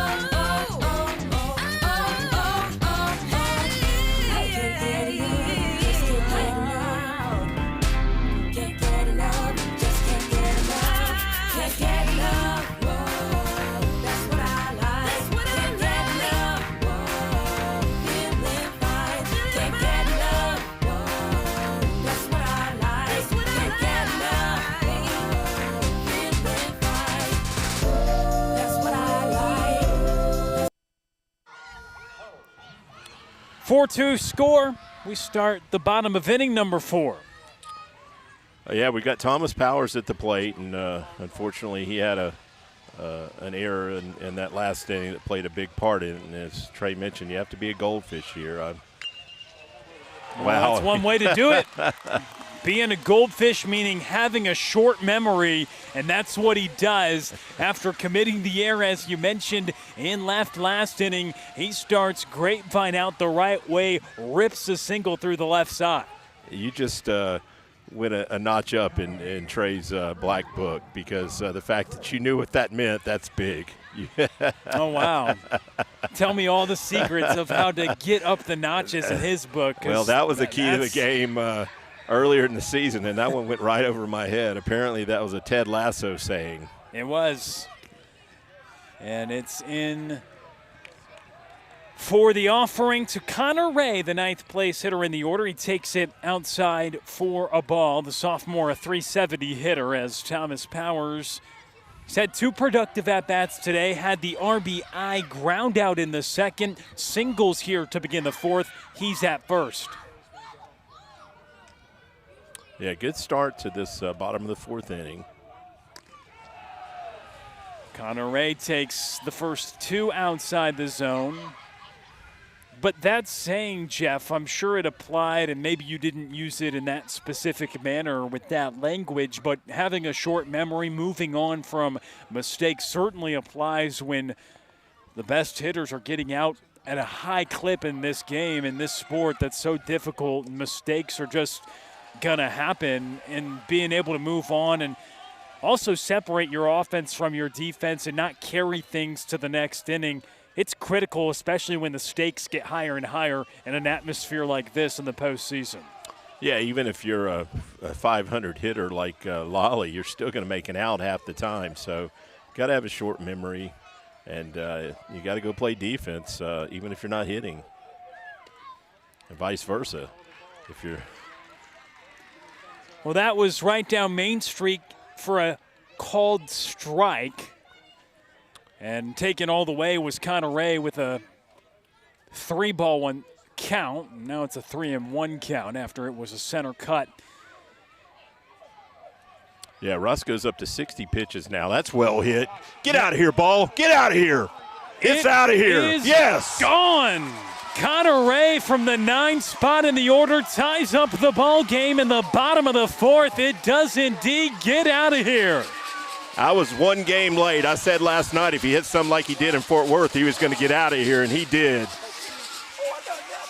A 4-4 score. Connor Ray leaves the yard, and it's a 2-run home run to tie up the ball game. You called it. You wanted it to get out of here, and indeed it did.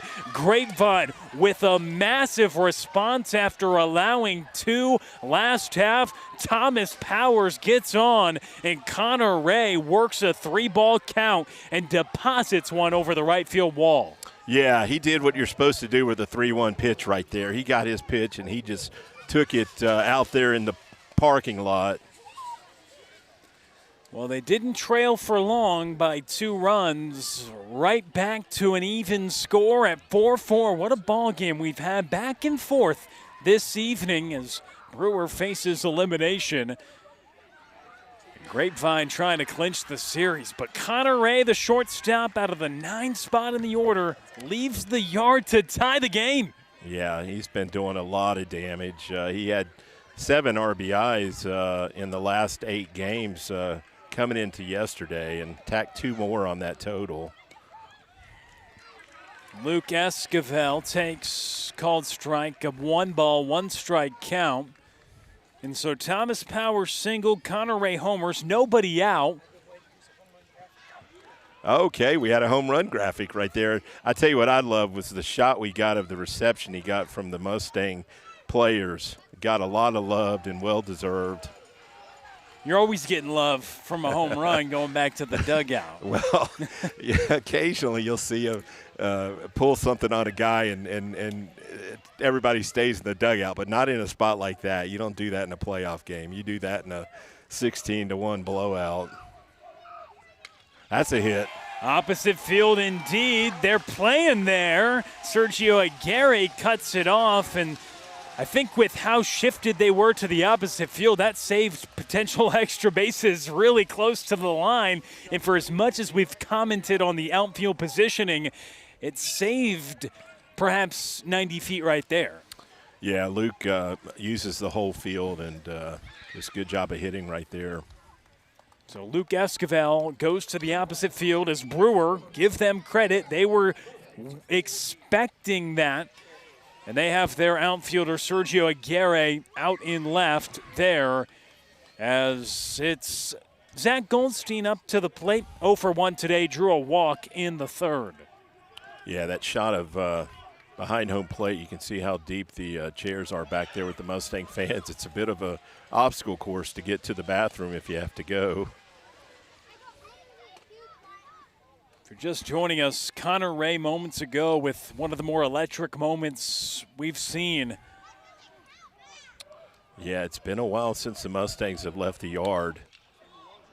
Skied high toward right there by Zach Goldstein. Play made by Lucas Cantu. Leaving the yard is one thing, but leaving the yard to tie the ball game in a postseason matchup just after you in a, I don't know if you want to say devastating, but tough way with 2 balls you certainly could have fielded, leading to 2 runs. It's a huge moment for Grapevine here in response with Connor Ray's game-tying 2-run homer. Yeah, great answer by the Mustang hitters. We definitely helped them out to put them on that 2-run lead, but back in a tie ball game again. So Luke Esquivel singled to the opposite field, followed by Goldstein popping out to right. Jarrett Boswell, he doubled in the first. And he hit a big home run last year in the playoffs. We were way out in the middle of nowhere. Hit one down that right field line that would clear that back fence out in the bullpen if he hit something like that right now. He takes for a called strike, and in a tie game, in a clinching scenario, you know somebody's looking for a hero tonight. If you're Grapevine, you're looking for that hero to punch you to the next round. Well, Jarrett Boswell, of course, knows how to be a hero. When you have a walk-off to win a title, that goes down as the hero of all heroes, and he takes for another strike. And if you're Brewer, same thing applies. You're looking for someone to step up in a clutch moment and send this to an if-necessary game tomorrow. So tight clutch moments, pressure-packed down the stretch with the fans packing the place here at Richland. Yeah, I know someone who's looking for something big from Jarrett right here. Ott Boswell is no doubt watching this game. That's Jarrett's grandpa. There's a hit. He has that through the right side. They go station to station. And Lucas Cantu fell down for a moment after gathering that ball and gets it in. Yeah, we saw that wet turf come into play right there. Unfortunately, Connor had already pulled up at second base. If you know he's going to slip down right there, you could get to third easy, but couldn't let him throw behind you and get an out. But that extends the inning here with 1 out. Would have extended either way, barring a double play. However, it puts Lale Esquivel up at the plate with runners on first and second, and that's what the Grapevine fans were probably wanting and what they order. Hey, let's get a couple of guys aboard for Lale Esquivel. More times than not, you like your chances. Yeah, anytime you can get a runner out there in scoring position for Lale, and he's a danger to drive it in. And he has been very aggressive in this game. Third AB and third time he swings at the first pitch. All of them have been fastballs that have been a tad bit elevated. And if he could connect on one, the cleanup man certainly can send it a far way. A man batting just shy of 500, trying to come through. A base knock could give Grapevine the lead here in the fourth. 2 already across after a Connor Ray home run, tying the ball game few moments ago. Another foul ball straight back, and he has taken some what you would qualify as healthy hacks tonight up at the plate, looking to connect on one. Yeah, Lale rarely gets cheated, and he certainly hasn't tonight. And those pitches are up almost in his eyes, but he's had good swings on them, just a tad bit under them. Sometimes your eyes can get so big as you know you're a big power hitter. You're getting fastballs a little elevated. We'll see what 0-2, though. Way ahead is Arasco with runners on first and second. Outfielders are understandably deep. That is grounded towards short. They go to second for the first out. It's a force out, and they get it for the second out of the inning to retire Jarrett Boswell off the bases. So Lale Esquivel, a couple elevated fastballs that he fouls back, and then breaking ball off speed. He fights it to ground it, but eliminating the double play, he legs it out to get to first in time, putting runners on the corners with 2 outs. Yeah, we're going to see a pinch hitter right here for Max Dalkey. I believe that's Derek DeWong. Martinez. Okay, correction there. We've got Andreas Martinez, okay. Yeah, haven't seen Andreas swing the bat this year. I think he's been on the JV squad most of the year, but called up here for the playoffs and in a big spot here with runners at first and third and 2 outs. What a big spot for someone who has not seen action to come in a spot like this. Yeah, and obviously hit the ball well for the JV squad, or he wouldn't be in this spot. Andres Martinez Hernandez, the junior, up at the plate. Runners on the corners. He drops one down, and Arasco grabs it. Score remains tied. But not before 2 runs come across to score on 3 hits. Connor Ray had the game-tying 2-run blast. Grapevine leaves 2 on. We go to the 5th. It's tied at 4. It's Mustang Baseball Live on Tradio.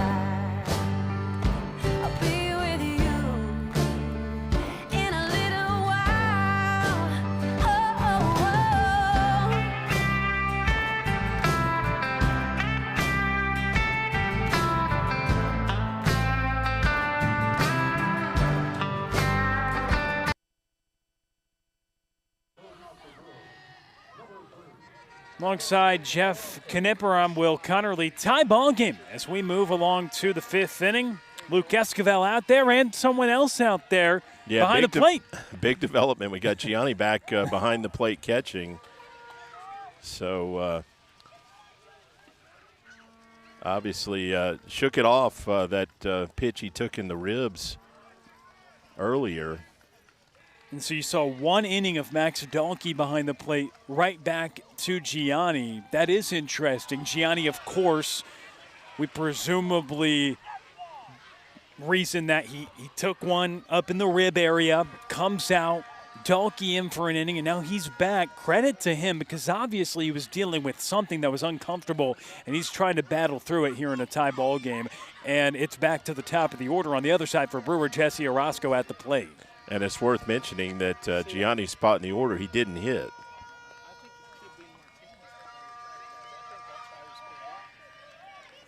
And here is Luke Esquivel, swing and a miss. And Arasco is retired. Yeah, that's definitely Gianni behind the plate. Two's up. So another strikeout right there for Luke. He retires Arasco, somebody that you always exhale when you retire him, because he had that leadoff double to begin this game, and that allowed the Bears to throw that first punch because he led off the game with a double right away. Brewer came out, set the tone, scored 2 on the top of the first, but Arasco strikes out there, and it brings up Kyler Ferris.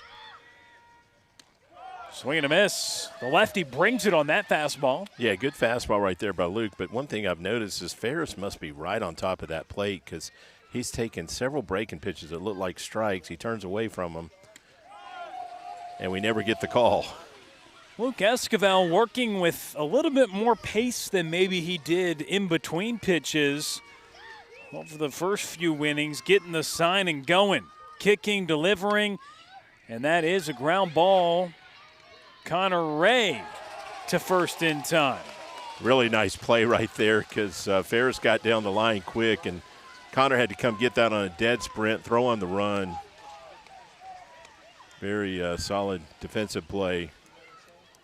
A lot you can say about a sophomore shortstop that ties the game with a home run last half, makes a great defensive play, and with what he's doing, and then, a freshman's on the mound, and the prospects for Grapevine, not only the defending state champions, and the simple fact of the matter is they're a team that's 26-2. They also have a few underclassmen that are contributing in massive ways for years to come. And it is a good time for the Mustangs, and you can see it all over the field. But right now, it is a good ball game, tied at 4 here in the 5th inning. Yeah, 4 of the 9 out there on the field are underclassmen. So the Mustangs' future looks bright as well. When you're building a program like Grapevine, and obviously Coach Webster's done an incredible job with that, you follow up a state championship season, entering the postseason with just 2 losses, big expectations, but also you think, man, those expectations are going to stay for a while with, like you mentioned, 4 pretty big contributors in the field that are underclassmen, not to mention a couple of big juniors that you know are going to be back next year. But no fans want to hear any of that talk right now, worried about the run that they're trying to go on now. Luke Esquivel with 2 strikes gets the sign and delivers, and it bounces and plunks Troy Griffin. So a gift there for the Bears. They get kind of bailed out on a 2-strike offering that gets away from Luke Esquivel. Yeah, the one big question mark that Trey and I had coming into this season was who was going to replace the senior pitchers that did the vast majority of the pitching last year in the big games. And here Luke is a 9th grader and has stepped up and been one of the primary starters in district and here in the playoffs. So you just don't see that coming, a 9th grader to step in and have such a big spot in the Mustangs. Not only another tough play here. Luke Esquivel has it on to first in time. He does the job, puts up a 0. Great points you bring up about the pitching staff. Luke Esquivel, Ben Chen trying to do their thing. It's Grapevine tied at 4. It's a good one here from Richland. Stay with us on Tradio. It's Mustang Baseball Live.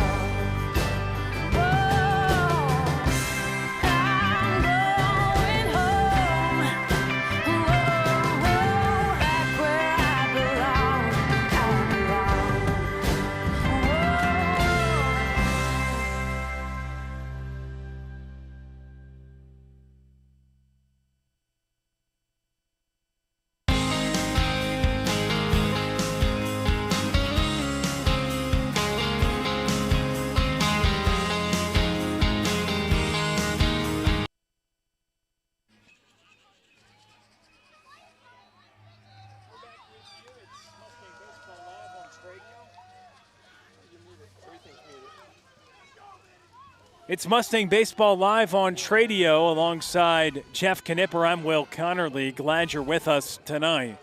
Executive producer Trey Bell alongside as well as we start the bottom of the fifth, tied at 4. And what a ball game. It's just been a great series so far. Grapevine trying to end it tonight. But, man, back and forth action. If you're just joining us, Brewer scored first. They had a 2-0 lead. Grapevine tied it. They then took a 4-2 lead. Grapevine tied it again with a Connor Ray home run in the fourth. A 2-run home run to tie the game on one swing. So now it's Brady Boozer, Colin Park, and Thomas Power scheduled to hit here in the bottom of the fifth inning. And it is Jesse Arasco still out on the bump to start this fifth inning. Yeah, he's up to 78 pitches, and they do have activity out in the bullpen again. Foul ball right there by Brady. So this very well could be Arasco's last inning. He's averaged about 5 innings a start this year, and he is in his 5th inning of work.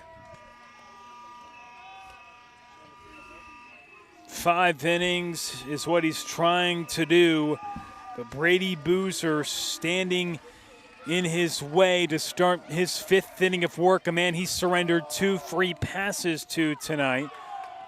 And it evens the count. Boozer has been effective at the plate, walked and scored in the second, walked again in the third, and that drove in a run, walking home a run in that 3rd inning when Grapevine was able to score without even getting a hit in the inning.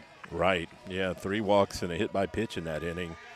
So Arasco's done a lot of the damage to himself.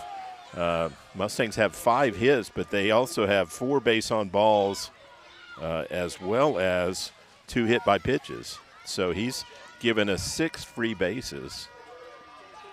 And it's a payoff pitch awaiting here to begin the 5th. Noise is elevated. Jesse Arasco comes set, kicks, deals. It's outside for ball 4. 7 free bases surrendered tonight by Jesse Arasco, a man who in 50 1/3 coming in tonight had only walked 20 batters and had struck out more than he had innings worked with a sub-2 ERA, but walks Brady Boozer for a 3rd time to begin the 5th. Yeah, Bears coach Art Sonato comes out, and we could see a pitching change right here. So Brady Boozer on the base paths, Colin Park coming up to the plate, and we'll see with the visit, new arm coming into the game. It was Anthony Narez getting loose earlier in the game and about to get a glance at who the new arm is coming in for Brewer. They make that trip from West Loop 820 North Fort Worth here to North Richland Hills for this 3-game set against Grapevine here in the 2nd of this 3-game series. And it's tied at 4. Grapevine with their win yesterday, just needing to win today. A clinching scenario for them. Brewer back up against the wall, trying to force an if necessary Game 7. And it is Anthony Narez, the junior, who is getting loose. He comes into the game in relief of Jesse Arasco. Final line not done for him, but he goes 4 innings, allows 7 free passes, and he's responsible for the runner in Brady Boozer at first base.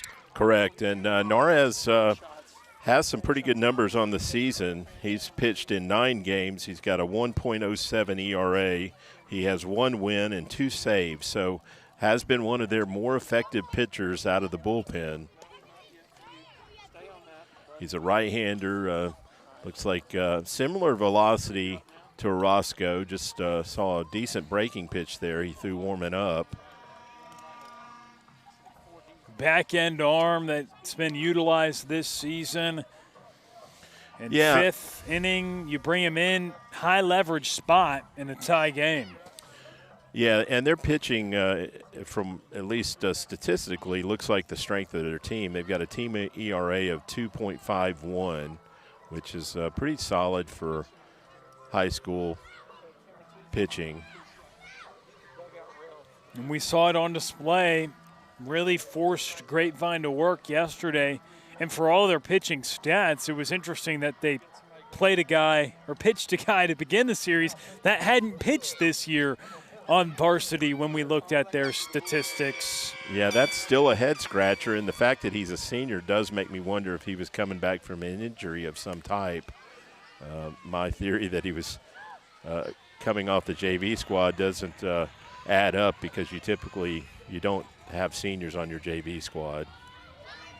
But he did a job. That's though once upon a time at this point. Now we're all the way into the bottom of the 5th of Game 2. Colin Park at the plate. It's Narez now into the game. Brady Boozer at first. Yeah, not a huge lead over there for Brady, but as Trey mentioned, this would be a good spot to put him in motion.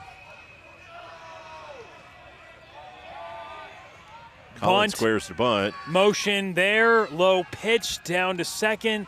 In time, Boozer stays at second.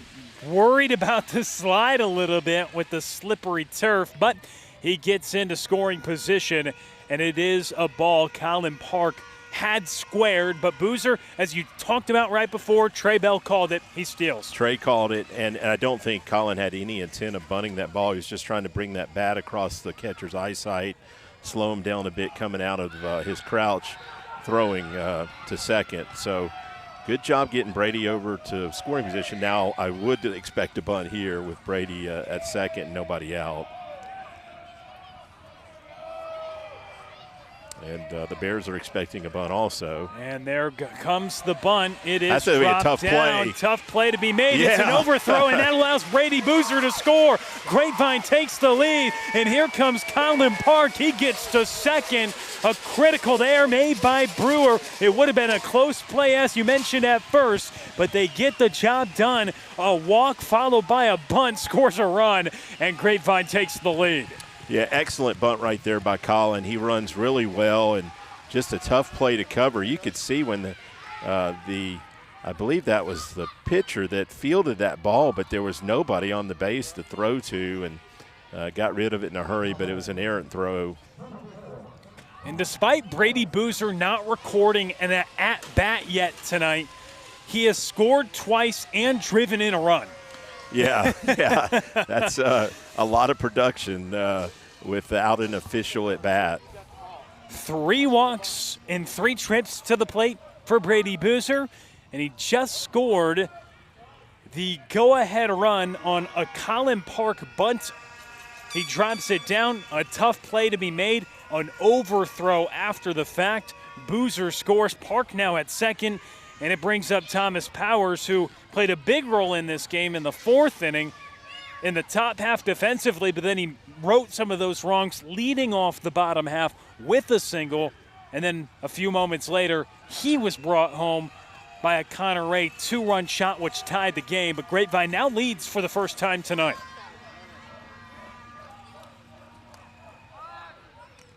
Thomas squaring, pulling back as well.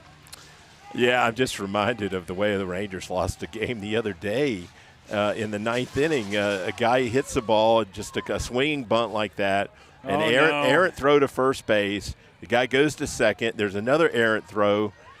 He ends up scoring on what I call a Little League run. That's what John Miller called it as well. As that sails to the backstop, Colin Park gets to third.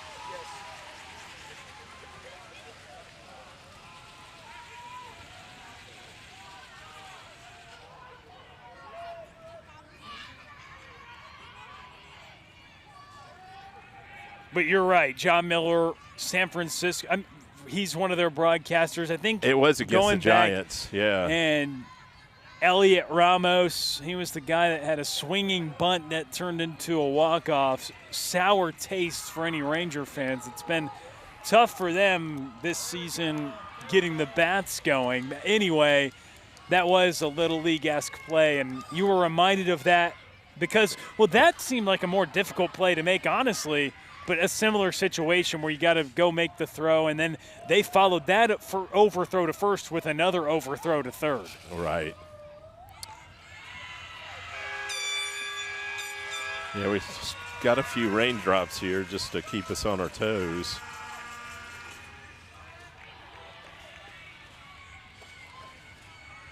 Didn't see any rain in the forecast tonight. Hoping it holds off. Definitely.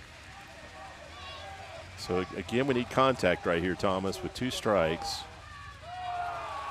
It's taken.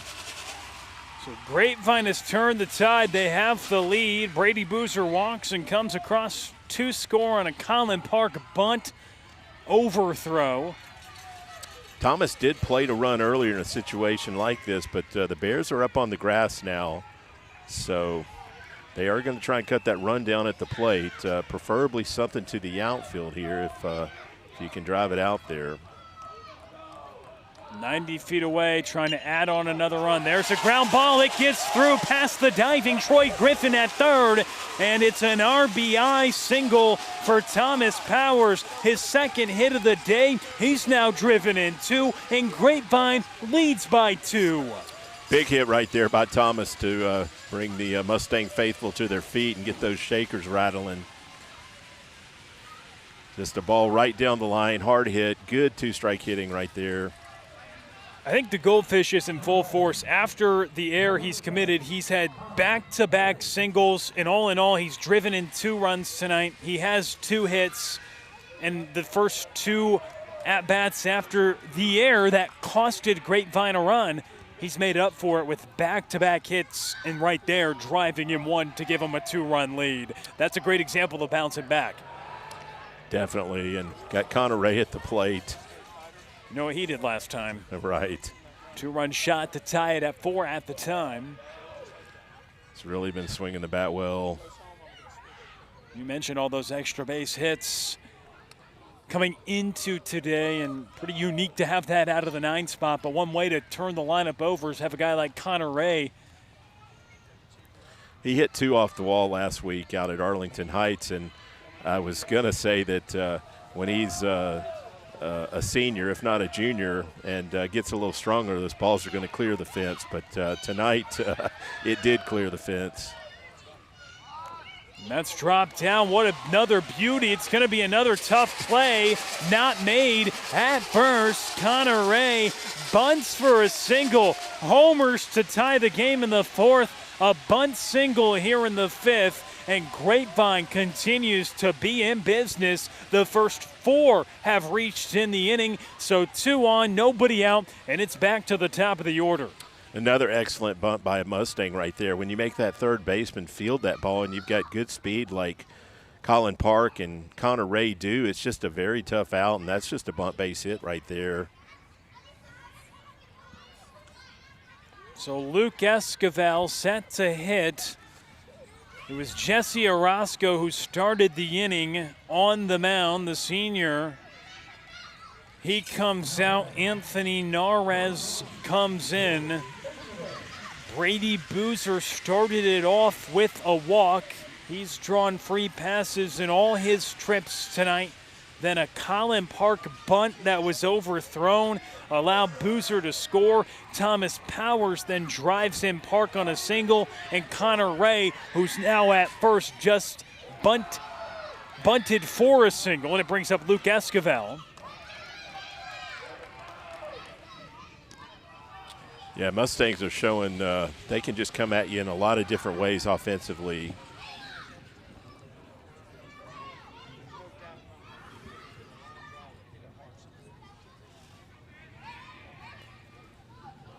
Luke Esquivel, 1 for 2. Had that single down the left field line his last at bat. Went to the opposite field. Get out of here. Pops it left side and out of here indeed. I think every time you've asked for a ball to get out of here, you've been pretty on the money. You're certainly pleading for Connor Ray's ball to get out of there, and it did. Yeah, I was begging a little bit on these foul balls, but was fairly certain Connor's ball was going to get out of here. Typically when it's up in the air, get some legs, come on. First and second, nobody out. Luke Esquivel looking for something to hit, trying to break this game wide open in the 5th. And he gets something to hit indeed, gives it a ride toward the warning track, and it will advance from second to third. Thomas Powers, that puts runners on the corners. Esquivel flies out to center, but it does advance a runner to go down as a productive AB. Yeah, it just got under that one a little bit, but hit it pretty well.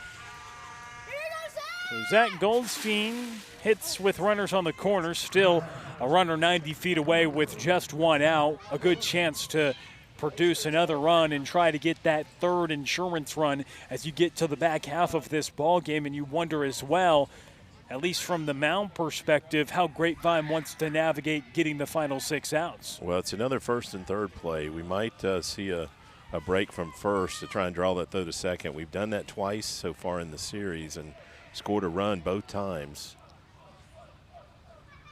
Get out of here. You're going to be correct once again. It hits off the dugout and does get out here at Richland. Zach Goldstein at the plate. The runner at third is Thomas Powers. Notable to mention there with the potential of a first and third play. Yeah, good speed on the bases. We weren't running on that first pitch. Going to let Zach try and drive the run in. Zach go for 2 tonight with a walk. Free bases have certainly been the Achilles heel for Brewer. Delayed steal right there. So they don't bite. They don't even attempt it, just throw it back to the pitcher, and what allows Connor Ray bunted for a single to get to second and third now with one out. Huge to eliminate the double play potential as well. Yeah, the Bears are going to bring their infielders in again, try and cut that run down at the plate. So all 4 infielders pinched in. And that's way upstairs. Zach Goldstein.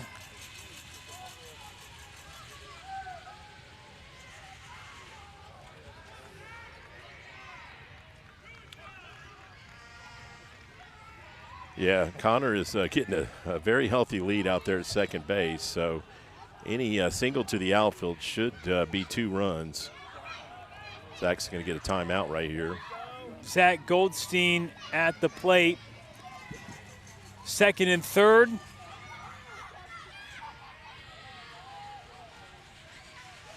One gone, 2-run game. The tide is turned here in the 5th. And that is taken, called for strike 3. Anthony Norres getting a huge punch out as he finds the inner quarter to catch Goldstein looking. Yeah, that's going to bring Jarrett to the plate here with 2 outs and 2 runners in scoring position. He is 2 for 3 tonight. A couple of hard hit balls.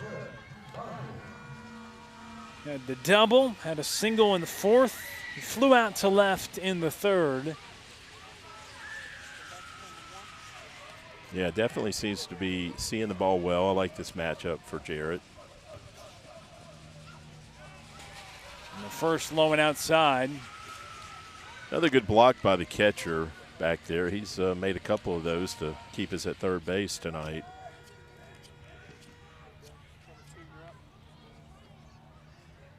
Norres looking in, trying to strand a pair in scoring position and keep it a 2-run game. Well, Jarrett Boswell, the 3rd place hitter in the order for Grapevine, at the plate, looking to add insurance, and he takes up and out.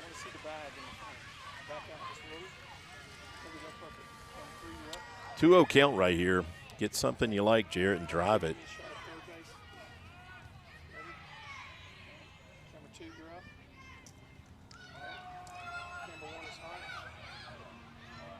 Thomas Powers 90 feet away from adding on to that run total for Grapevine. Coming into this frame tied at 4. Grapevine hadn't led all game. They had a 2-0 deficit and then a 4-0 deficit, tied it both times, but then they go ahead 6-4 with 2 so far in this inning. And that's ball 4 once again, another free pass, the 8th combined free pass of the game for Brewer. They've struggled to find the strike zone, and the command abandoning them here in the last couple of innings. Looked like they were pitching around Jared a bit there. Even at 2-0, they set up outside and missed, and that didn't seem to be a whole lot of concern about that ball 4 pitch. And that does make sense because they have had more struggles with Jarrett in this series than Lale Esquivel, but I would not sign up to face Lale Esquivel with the bases loaded. And so we'll see, especially when you feel like he is due not getting a hit 0 for 3 tonight, and he has been extremely aggressive with first pitch fastballs, but he's gotten out every time on ground balls, on breaking balls. So we'll see with Narez at the plate and Lale Esquivel. Trey's calling the big fly over the 347 sign, so let's see if Trey's got a home run call in him. We got the camera shot to show us the left center field 347 sign for proof. He's the one who calls the camera shot, so we know that's him making the call. That's right. We'll see. He has a hitter-friendly count here. He may give this one a ride if he gets something in the zone, because a 2-0 count for the way he has swung tonight. 0 for 3, but he has taken some big hacks. You mentioned it last time. He doesn't get cheated, and you would wonder, is the light going to be neon green? A 2-0 count, bases loaded? You would think so with certainty. He'll definitely be swinging, and Narez went at him the first 2 pitches with a breaking pitch. I would look for a fastball here. They know where to put him on base. So the 2-0. It is a fastball. Probably looking one pitch, one spot. Perhaps wasn't the spot he wanted. A fastball taken for a strike and a 2-1 count. Yeah, it must have been a little bit away. Lale just spit on it. 2-1. Bases juiced, and it's an even 2-2 count. Lale Esquivel out in front, and he's got 3 Mustangs on the base paths. Critical chance for Grapevine to add some insurance runs here in the 5th. Yeah, that was that breaking pitch. He was able to locate it right there and got a swing and miss from Lale. So the 2-2. Good swing. He fouls it back. Yeah, that was a fastball right about thigh high that he got a good cut on, but he's just missed a few of those tonight.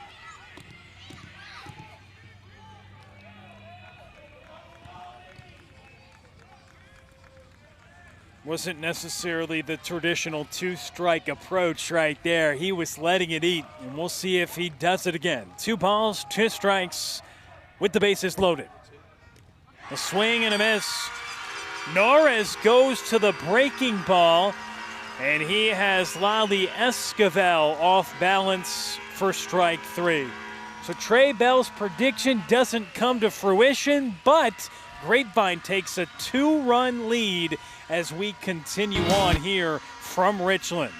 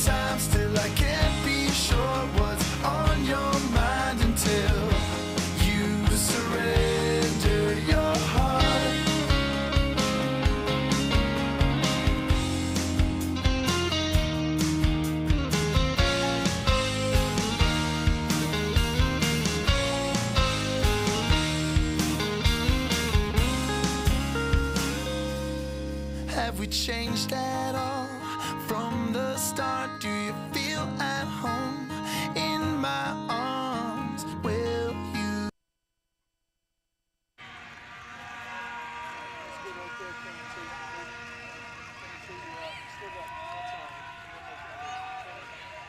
Starting off the 6th inning, it's low and inside for a ball. 6-4, Grapevine now has the lead. They put 2 runs on the board last half inning.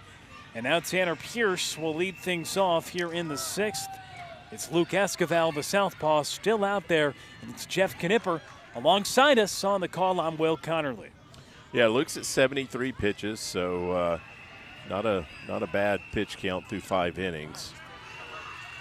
And he's missing glove side with the fastball for the southpaw here against Tanner Pierce. Tanner Pierce was the one who reached on the fly ball to left field that resulted in an error by Thomas Powers, who since has had 2 singles. Yeah, Luke's still bringing it here in the top of the 6th inning. You Fouled see away. Pierce didn't have much of a swing at that one, but battled it off.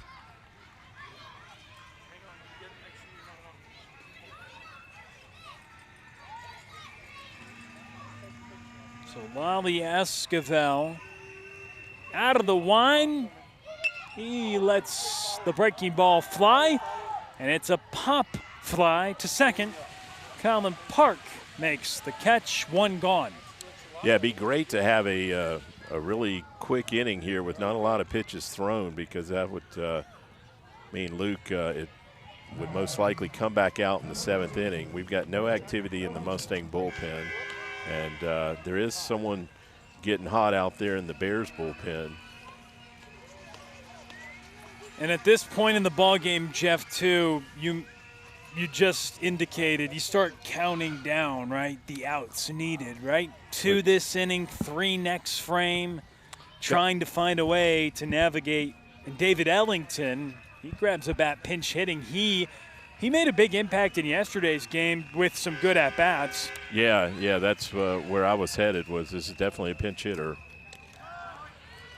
And lefty pinch hitter that comes in for Sergio Aguirre. Now, Aguirre was 0 for 2 with 2 strikeouts, and it was Luke Esquivel who made quick work of him in both of his at-bats. So David Ellington, who worked an 8-pitch at-bat yesterday despite striking out, is up at the plate, and that's really, from Brewer's perspective, I know from Grapevine's perspective, it's, hey, we're a few outs away now, 3 more in the 7th and a couple more here, 5 outs to secure a victory. Of course, that's what's at play here. But on the other side, if you're Brewer, you get 1 guy on base, you can tie the game with a swing. So everything's still much in play. Well, that's why I'm a little surprised to see him in this spot right here. Last night, he came into the game with only 6 at-bats on the season, and my best guess is their coach was hoping that he'd run into a pitch and hit one out of the park. He's a big kid, no doubt has the power to do it. But I'm surprised they bring him in here right here to pinch hit with nobody on base. I thought they might save his at-bat where he had the potential to tie the game. 2-2. And that's going to set up a big payoff pitch. Luke Esquivel, as his pitch count climbs, hoping to be efficient and have a chance to finish it, but he's trying to finish off the pinch hitter in David Ellington right now. The payoff pitch in there for strike 3. He catches Ellington looking, and Grapevine sets down the first 2 here in the 6th.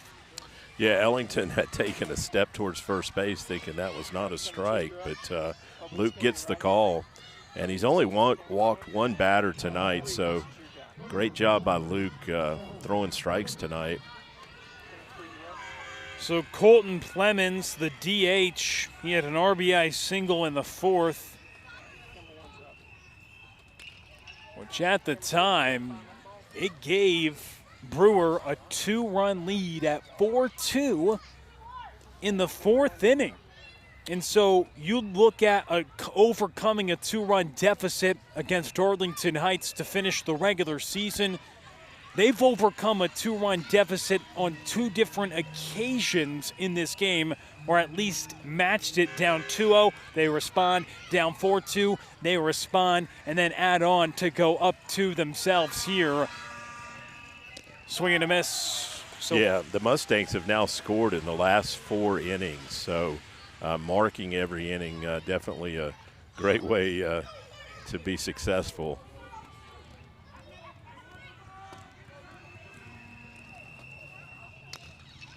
that is Luke Esquivel, who grabs it, throws to first in time. Jeff Knipper asked for a quick inning. Luke Esquivel delivered. It's 6-4.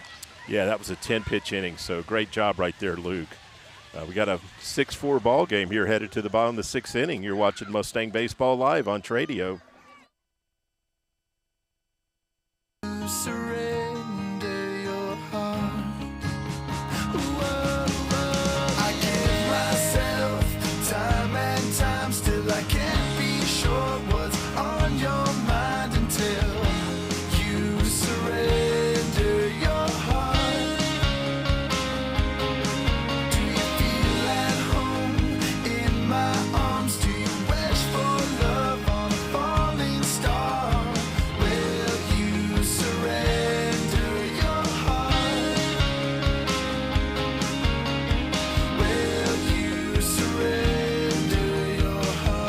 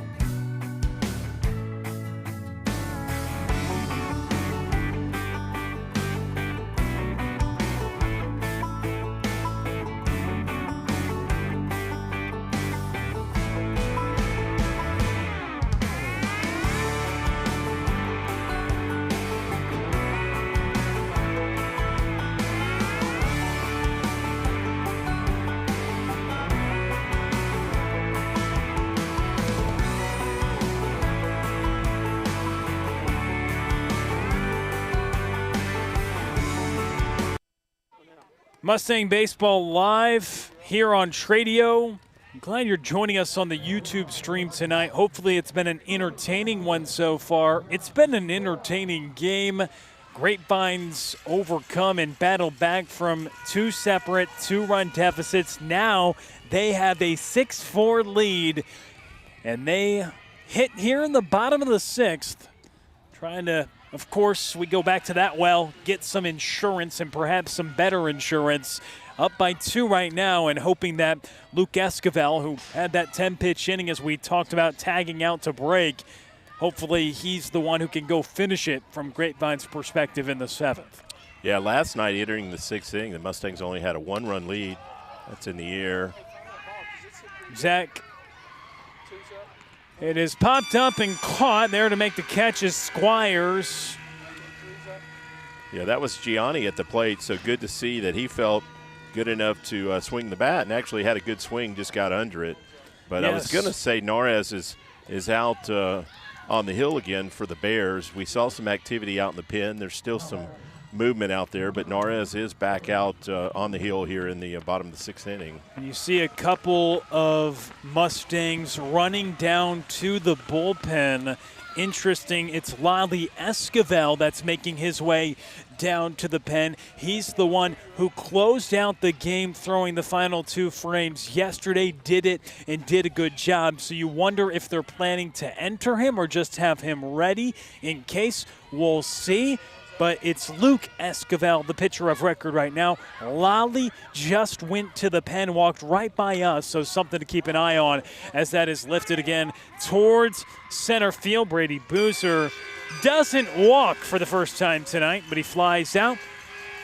after drawing 3 walks in his first 3 plate appearances. Just to go back to Gianni for a moment, huge for this team and for him. He comes out after being hit, misses an inning behind the plate, comes back to catch and hit. It's an encouraging sign for someone who's been so crucial to this team, not just defensively, but also what he's done with the bat in his hands and just for this entire dugout in locker room for this group. Good to see that he's back. Yeah, he's definitely one of the most valuable players on the team, without a doubt. Manages that pitching staff that you touched on a few innings ago. One of the storylines heading into the year, hey, how are you going to overcome a pitching staff that had one of the best pitchers in the state and a guy who got drafted pretty high, and what are you going to do here and there? But Ben Chen and Luke Esquivel have done a great job with this rotation here this season, to say the least. Yeah, we've seen Lale step up. It looks like he's our number 3 option when we have to get outside of Ben and Luke on the mound. A team that's trying to move to 27-2 tonight. Upstairs, of course, you talked with Coach Webster before the playoffs began. 27-2 sounds great to us and many others, but he mentioned it. Hey, it's a brand new record when we get to the postseason. And, of course, you're still building upon what's been a great season, but he's right. A couple losses here or there, your season's over. That's so well that hit. is well struck towards left. It keeps going off the wall on the fly, and what a strike. That's one way to keep it going. Colin Park with another hit. Yeah, wall banger double right there for Colin Park. Had a little bit of topspin on that one. Didn't quite get the carry, but put a charge in it, no doubt. And he gets on for a 3rd time tonight, a double to left field. He singled in the 5th. He was hit by a pitch in the 2nd, and now aboard for a 2nd time. Hit really well, as you discussed, and it was in that vicinity of where the wall dips a little bit. It would always be interesting to see if a ball flies over that portion of the wall. I'm sure it happens from time to time here. Thomas Powers up, singles in his last 2 ABs. Yeah, Thomas is having a great night at the plate. Ground ball to 3rd, throw on to 1st in time. Nice play at the hot corner by Troy Griffin. He handles the roller, and it is time. The force getting ready to try to close it on out. We shall see who toes the rubber in the final frame. Luke Esquivel, pitcher of record, and it looks like he's going out to try to close it on out when we come back for the 7th.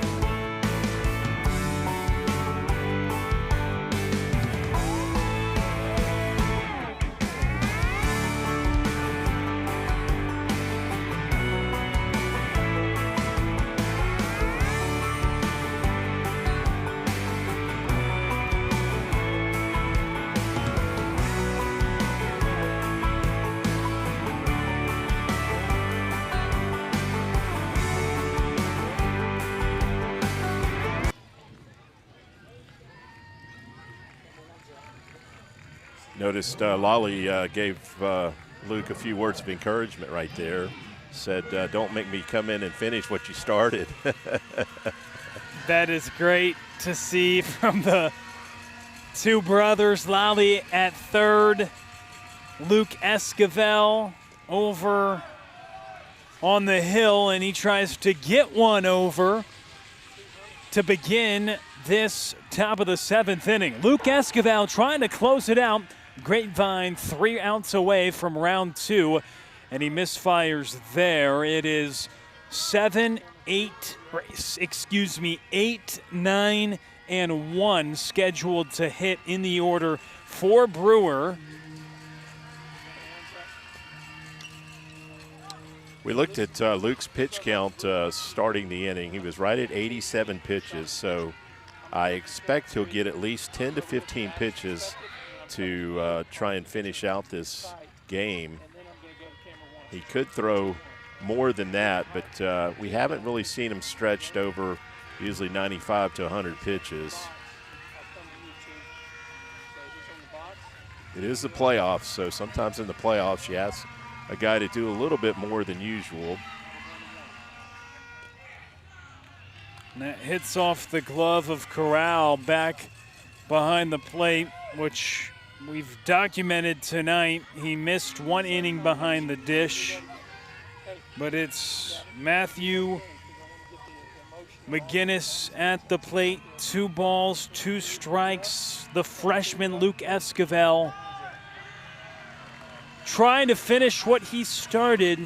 If he can't, the third baseman Lale Esquivel, he was warming up last inning. He closed out yesterday's win for Grapevine, which is why if they win tonight, they'll go to round 2. And that is grounded towards short. Ray quickly gets rid of it, but the throw pulls Boswell off the bag, and that allows the leadoff runner, Matthew McGinnis, the catcher, so we'll see a courtesy get on at first base. Tough play right there. Connor had to go to a long way to get that ball. He'd probably tell you he still should have made the play, but tough play. Interesting how they score it. Either way, they've got a leadoff runner on.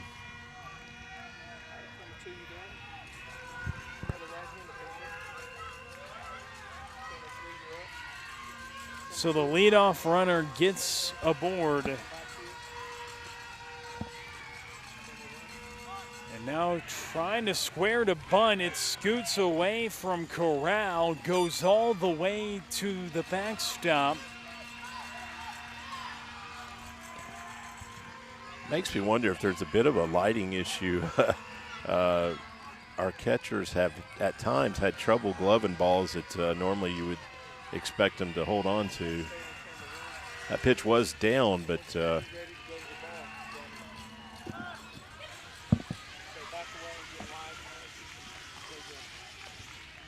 Mustangs do have a 2-run lead, so really that run at second base doesn't mean anything.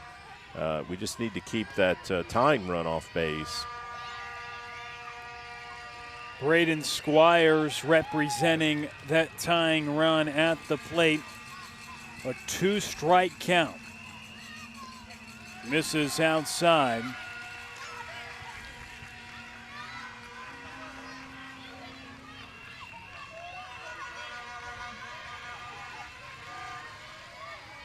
Intense moments. Grapevine. Another foul ball back by Squires, who's 0 for 2 tonight. Battling right here, fouled off a tough pitch right there. Nobody sitting down in either dugout. The freshman southpaw trying to author a complete game that would send Grapevine to the next round. He gets the swing and a miss. Braden Squires goes down on strikes, and Luke Esquivel with another punch out. Looked like a straight changeup right there, and good pitch call. Came behind a fastball, and the hitter looked like he was way out in front of it. So 1 out here in the top of the 7th inning. And it's Jesse Arasco, the leading hitter for Brewer.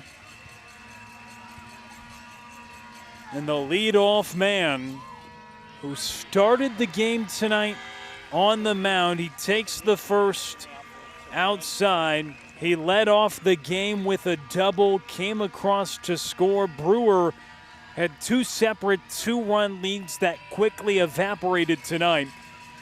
And Jesse Arasco at the plate, takes a hack, fouls it back, and it's an even count. If you're Brewster, this is the player you want at the plate. He's been your best hitter all season. Well, and he does have 2 home runs on the season, so definitely want to keep him in the ballpark here, not allow him to tie the game with 1 swing. Shea Sugaru at second, pinch running, another foul ball. Good fastballs right there that Arasco's had good swings at. Good spot, though, by Luke, down around the knees. Hard to elevate that pitch.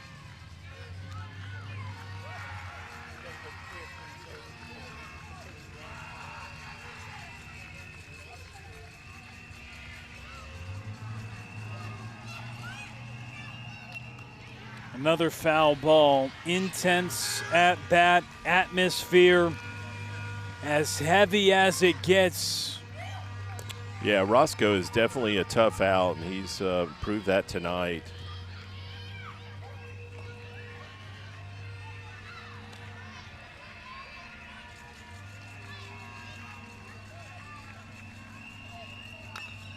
Ground ball left side. Connor Ray has it, but he has to eat it with the speedy Arasco hustling down the line, and he gets on at first. So the tying run does indeed get on the base paths, and Kyler Ferris up at the plate representing the go-ahead run here in the 7th inning. Yeah, that was a good decision by Connor not to throw that ball. He was definitely not going to get the runner at first base. Arasco runs way too good, and that ball was just not hit hard enough. Going to have a conference here. Let's see if Coach Webster is out, and we'll see if we get a pitching change or not. We saw Lale Esquivel getting warm in between or during Grapevine's trip at the plate in the bottom of the 6th, and you detailed the fact that he went up to Luke before the inning and said, hey, don't make me come in. You wonder if that's the case. It doesn't look like it now, or they would have made the change. Luke tonight, 7 strikeouts, 1 walk, trying to finish what he started. Yeah, and I got to say, I was speculating that was the conversation they had. Good speculation. We didn't have him mic'd up yet. Luke is at 103 pitches, and it looks like we're going to stick with Luke here. He has the ability as well as the okay from the UIL to throw some additional pitches. We just haven't seen him pushed over 100 much this season, but I mentioned in the playoffs, you do ask guys to do a little bit more than normal sometimes. So he has a little room to work with. You can't start a new batter at 110, so at 103, 7 away for the freshman lefty. So some room to work with. And it might also be he's held Ferris hitless tonight, so leave him in and let him face the lefty and maybe look for Lale to get the 3rd out. Intense moment. First pitch misses low for a ball. I mean, what it comes down to, the freshman lefty on the mound trying to close out the game and send Grapevine to the next round. Brewer, they've got the go-ahead run at the plate. Yeah, now a 2-0 count right here. I noticed we're shading the line on the corners, which is the right thing to do. You don't want to give up a double and let that run from first base come all the way to score.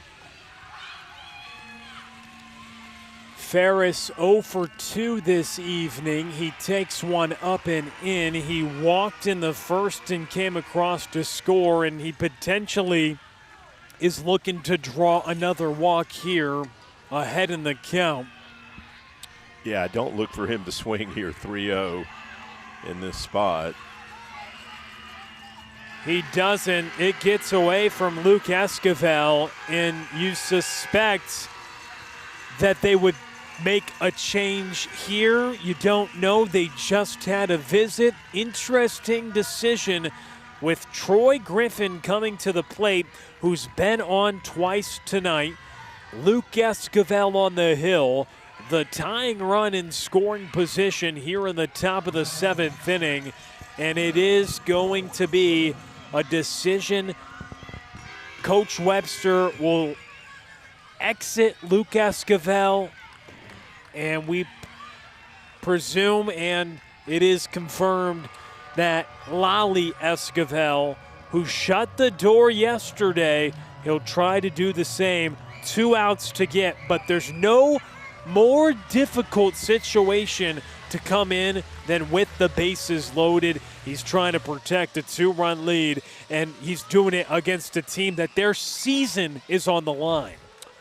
Yeah, that was a good outing by Luke.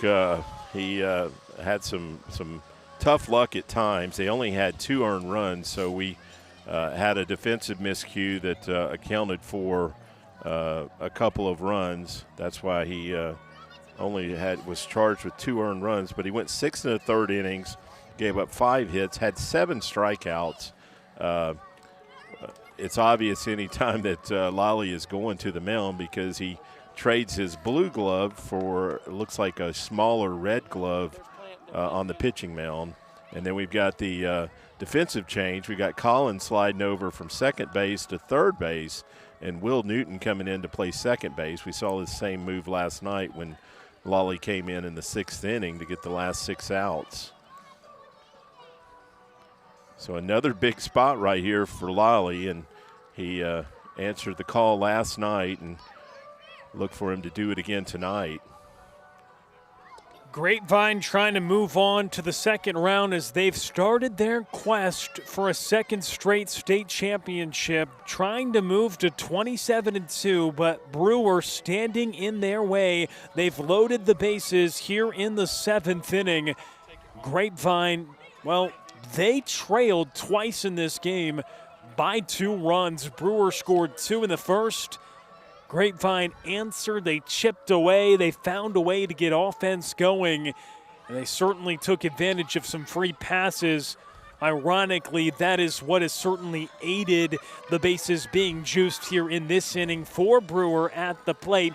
But with Grapevine, they trailed 2-0 and then 4-2, tied it both times. The big moment was the Connor Ray home run to tie the ball game out of the 9th spot in the order for Grapevine.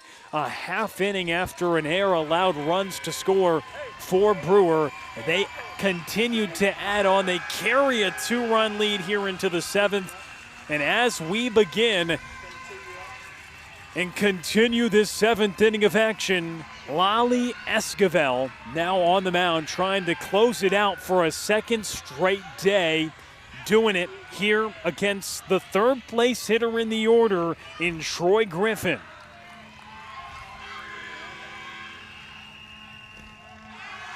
And the first is outside.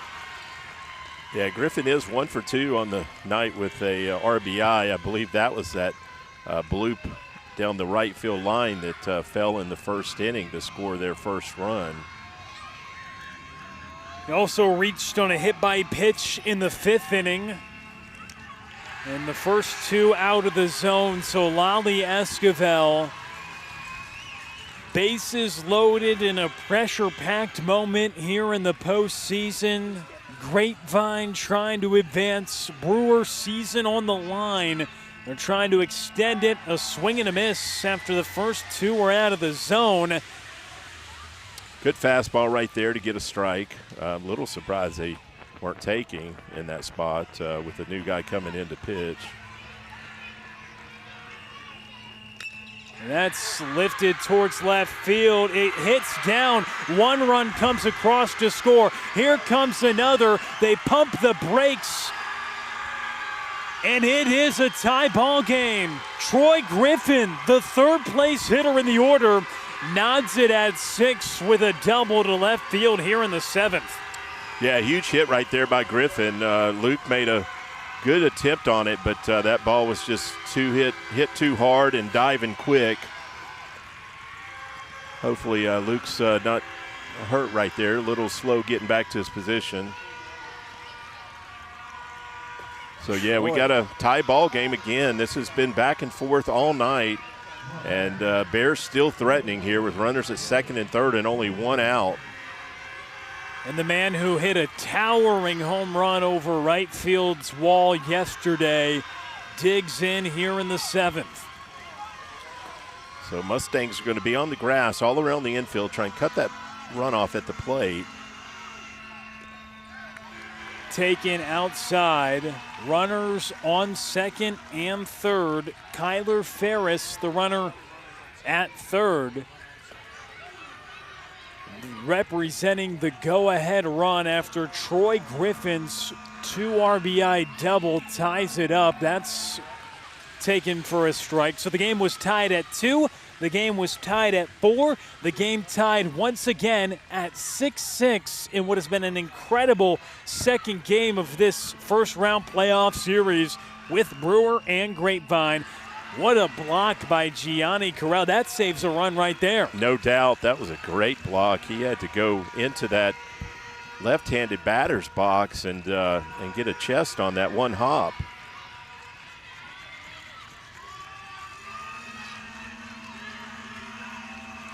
The senior in Cantu has hit safely tonight, come across to score, also has a sacrifice bunt. Good fastball right there that came behind 2 breaking pitches. Cantu thought it was outside, but umpire didn't agree.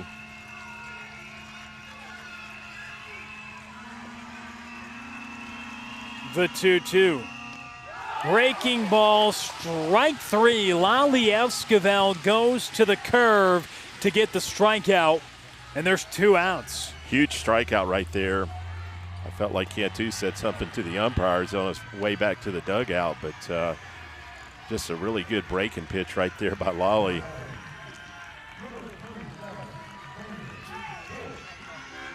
So 2 outs here. Mustangs can shut it down here and try and win it in the bottom of the 7th. Tanner Pierce, he is up at the plate. Runners on second and third. Mustangs back up on the infield now, just needing 1 out to get out of this inning.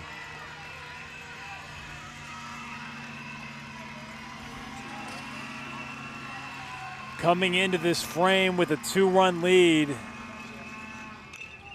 That is grounded to the right side. Boswell bobbled for a moment on to first, and it is there in time. The Mustangs dugout is fired up, and they get out of it. Lale Esquivel loses the lid, and Grapevine goes to the bottom frame. What a recovery right there. I didn't think we were going to get him at all. That hitter must not have gotten out of the box. I thought for sure he's going to get a base hit right there. So great job by Jarrett staying with that ball, and Lale gets over there in time to get the out, and it wasn't even all that close. That hitter, for whatever reason, did not get out of the box. So tie ball game headed to the bottom of the 7th. You're watching Mustang Baseball live on Tradio.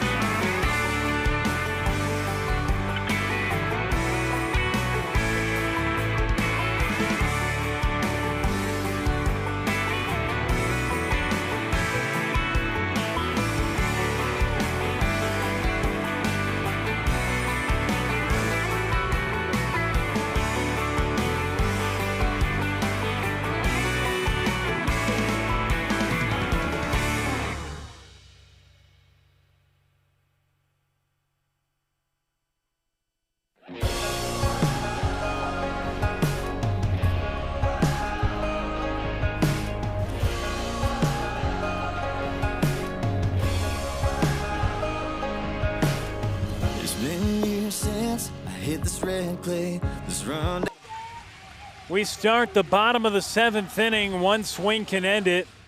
Connor Ray had 1 swing earlier in the ball game that tied it. If he can replicate that same swing, referencing a 2-run home run in the 4th here in the 7th, well, it would send us home tonight. 9-1-2 for Grapevine here in a tie ball game in the bottom of the 7th. Yeah, Norris still on the hill for the Bears.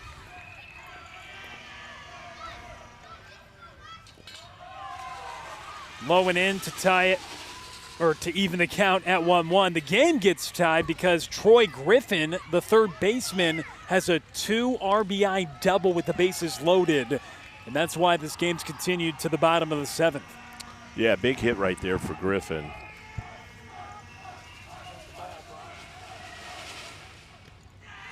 Ooh, a change of pace. Narez getting the strike, and for Connor Ray, who's had a pair of hits tonight, tries to battle up with 2 strikes. Yeah, a couple good breaking balls right there that Connor's looked at for strikes. He gets another one that he fights off. The right spot of the order, not really too many wrong spots, but 9-1 and 2. You have Ray, who's been swinging it well, then back to the top for Grapevine. Looks like they don't want to go at Connor with a fastball. Let's see if they come back with another breaking pitch. They do go at him with a fastball. That's well hit, but gonna just short. Wow. And it's warning track power. Just got under that a tad.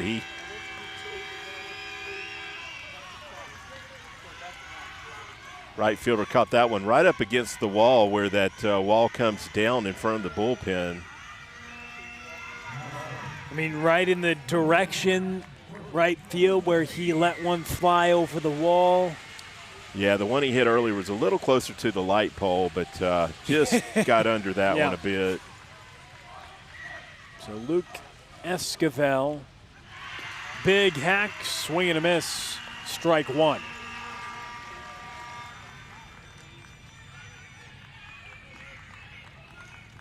Let's get a base runner out there. We've had good luck when we've got base runners out there and been able to move some guys around without hitting long balls.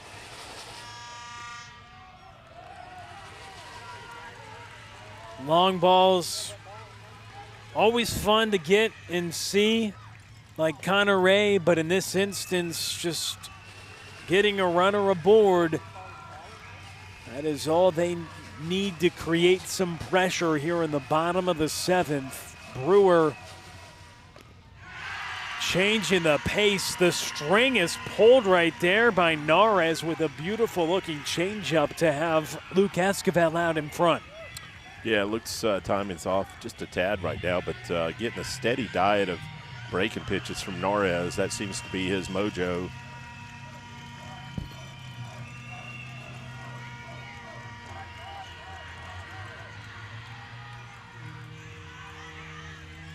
Again, they've got Luke in the outfield shaded big time towards left.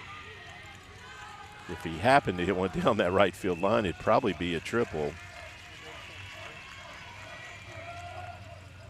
And the 1-2 grounded to short, on to first. It's in time. Kyler Ferris gathers the ground ball, and it brings up Zach Goldstein.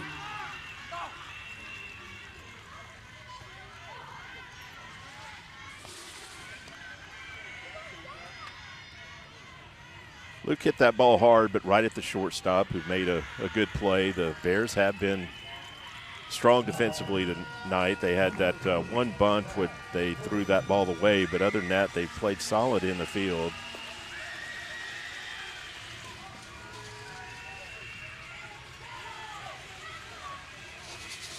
Zach Goldstein looking to get on for the first time this evening.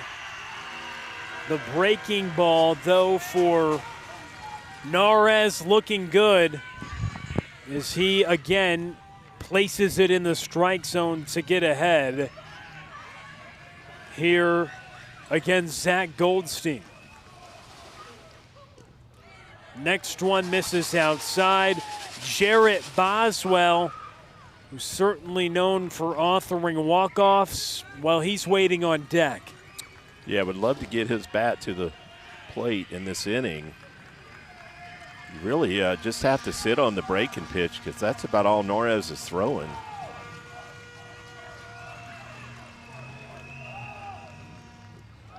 Again, another breaking pitch. I'm not sure he's thrown a fastball this inning.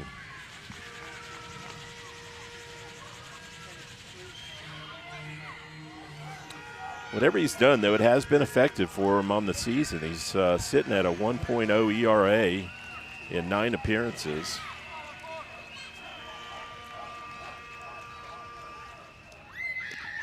Looks like he finally goes to one. The broadcaster jinx, and he places it on the outer half for a strike. But you're right, the breaking balls at a clip that is striking, and then he finally goes to the heater. Yeah, I don't know if Zach was looking for a breaking pitch there, but Zach's been not quite enough aggressive. That's well hit. Zach Goldstein gives it a ride, but back at the wall, Lucas Cantu is able to make the catch. Yeah, that ball was just not far enough right. He had more distance to carry. It was towards that 342 sign, but 2 well-hit balls, and Mustangs find themselves headed to the top of the 8th inning in a tie game at 6. You're watching Mustang Baseball live on Tradio. Downtown, home of my glory days. Coming back here makes me wonder why I ever left this place. 'Cause everything's the same until I see your face. There's a blue outlaw with a Letterman jacket, Springsteen ties, with the words of 10th Avenue, bonfire, late night, tailgates after we once stayed. I see a friend of a friend, some tequila and red wine, a ring in the mud where I asked her to be mine. Her walking away, leaving high heel tracks in the dirt. Yeah, the past is the past, she was gone so fast, but tonight it's all coming back.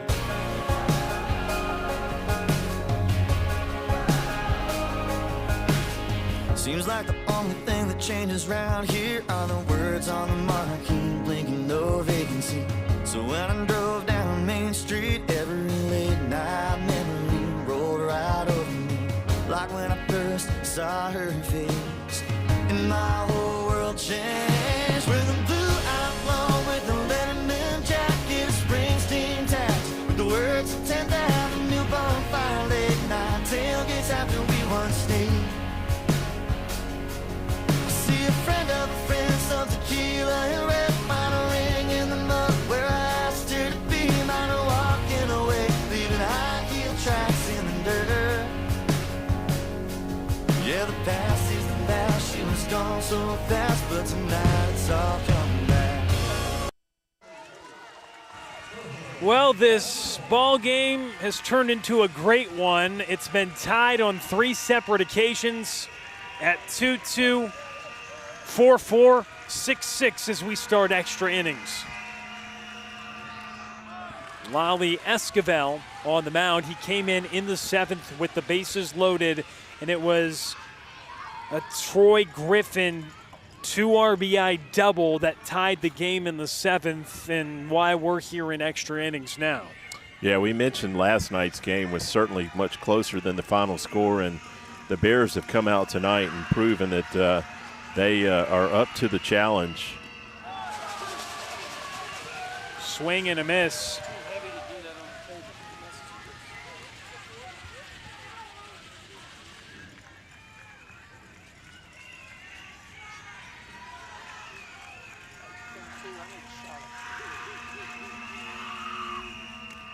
And that's strike 3. Sergio Aguirre caught looking. Yeah, after a bit of a shaky start when Lale came in, these last 3 batters, he's really locked down and pumping strikes in there. And, of course, to not look ahead like perhaps we or I did in the bottom of the 6th, looking ahead to the 7th and talking about closing it out. But if you turn the tide, as the first one is a ground ball to third, it's Colin Park who has it and fires it across the diamond for the 2nd out. And now with 2 outs, perhaps more appropriate. Coming up in the bottom half of the 8th. I know scoreboard says bottom 7. It's top 8 right now, but in that bottom half, you do have the heart of the order, 3, 4, and 5, Boswell, and then Esquivel up next, due up here in the bottom of the 8th when we do indeed get there. Yeah, we just need to get there tied at 6 because got a great threesome there to try and end the ball game. Just want to stay right here where we're at, and off to a good start making that happen with 2 quick outs. And the pitch misfires upstairs.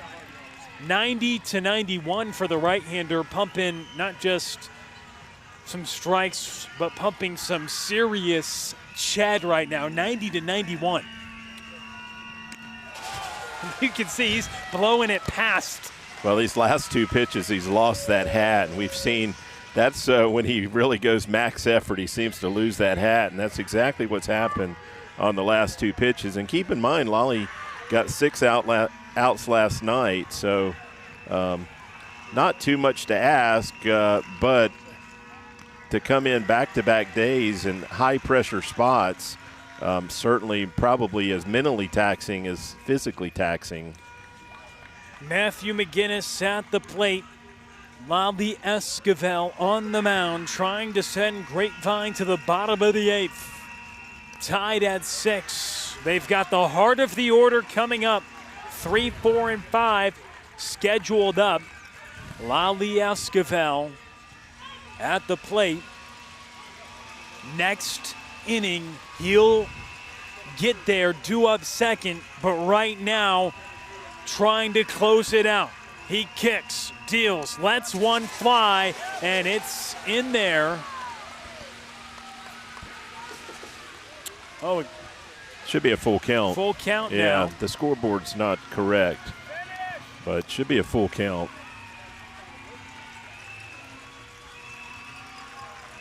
So 3 balls, 2 strikes, and 2 outs.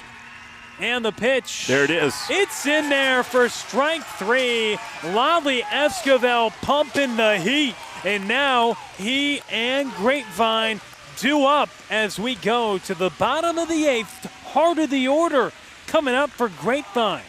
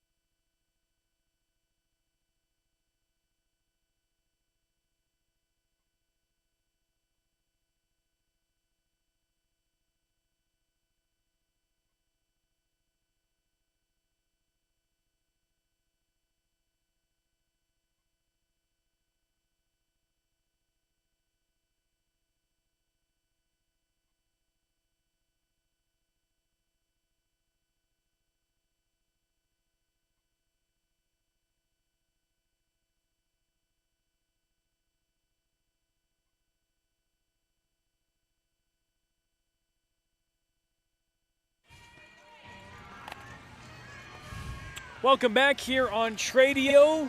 Bottom of the 8th extra inning action. Grapevine can end it here and send themselves to round 2 of the playoffs, and they've got 3, 4, and 5 scheduled to hit. Jared Boswell leading things off. Got Norris back out on the mound for his 4th inning of work. And on the season, he's only thrown 19 innings in 9 outings. So his average outing has been just over 2 innings. So they are pushing him to the limit for the sake of the Mustangs. Hopefully he tires a bit here and shows some fatigue, and Mustangs can finish him off here in the bottom of the 8th inning.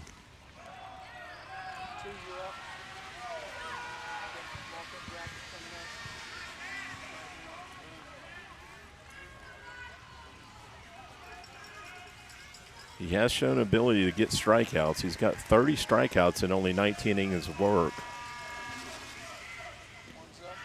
That's taken for a strike. Again, feeding Jarrett a heavy diet of breaking pitches. Jarrett, a few hits tonight, a double in the 1st. He singled in the 4th. He also walked in the 5th.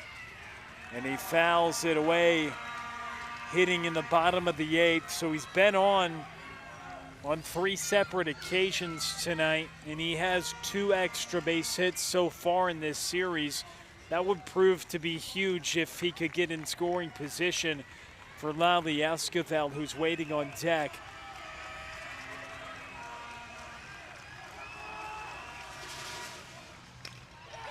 That is lifted towards left, but Sergio Aguirre doesn't have to move, and he makes the catch. Yeah, good pitch right there by Norris. Jarrett just went down and got it on the outer half, and left fielder was playing perfect right there. Soft line drive out to him.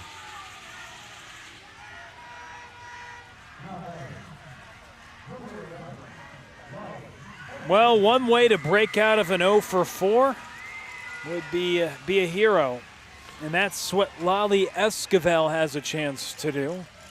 Yeah, we haven't seen Lale go hitless often this season, so hard to even think I'm saying this, but he is due tonight. He's due. 496 batting average entering the postseason. Lale Esquivel trying to break out of an 0 for 4 tonight. He was looking really good on the hill last half inning, pumping firm fastballs at 90-91. Yeah, he had a very solid inning right there and made quick work of the Bears. Anthony Narez, though, for Brewer, trying to answer and put up a 0 himself, and it's fouled away. This is as good as it gets. Postseason baseball, everything on the line. Brewer trying to keep their season alive in a back-and-forth affair with a great crowd on hand here in extra innings. Yeah, Mustangs really just need to get us a base runner. It's a little hard to play defense once you get a base runner out there in a tight spot like this. Should get out of here. Gonna get out of there for Lale Esquivel, and it's Anthony Narez, the junior right-hander, that you think that gas tank is approaching empty because of how often he's done these long outings, which hasn't been much at all this season.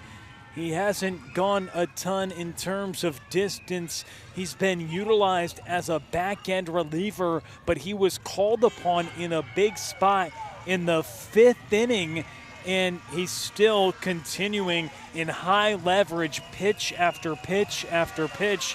And for both these teams, if this game continues, it'll be interesting to see how they navigate things. But speaking of the game continuing,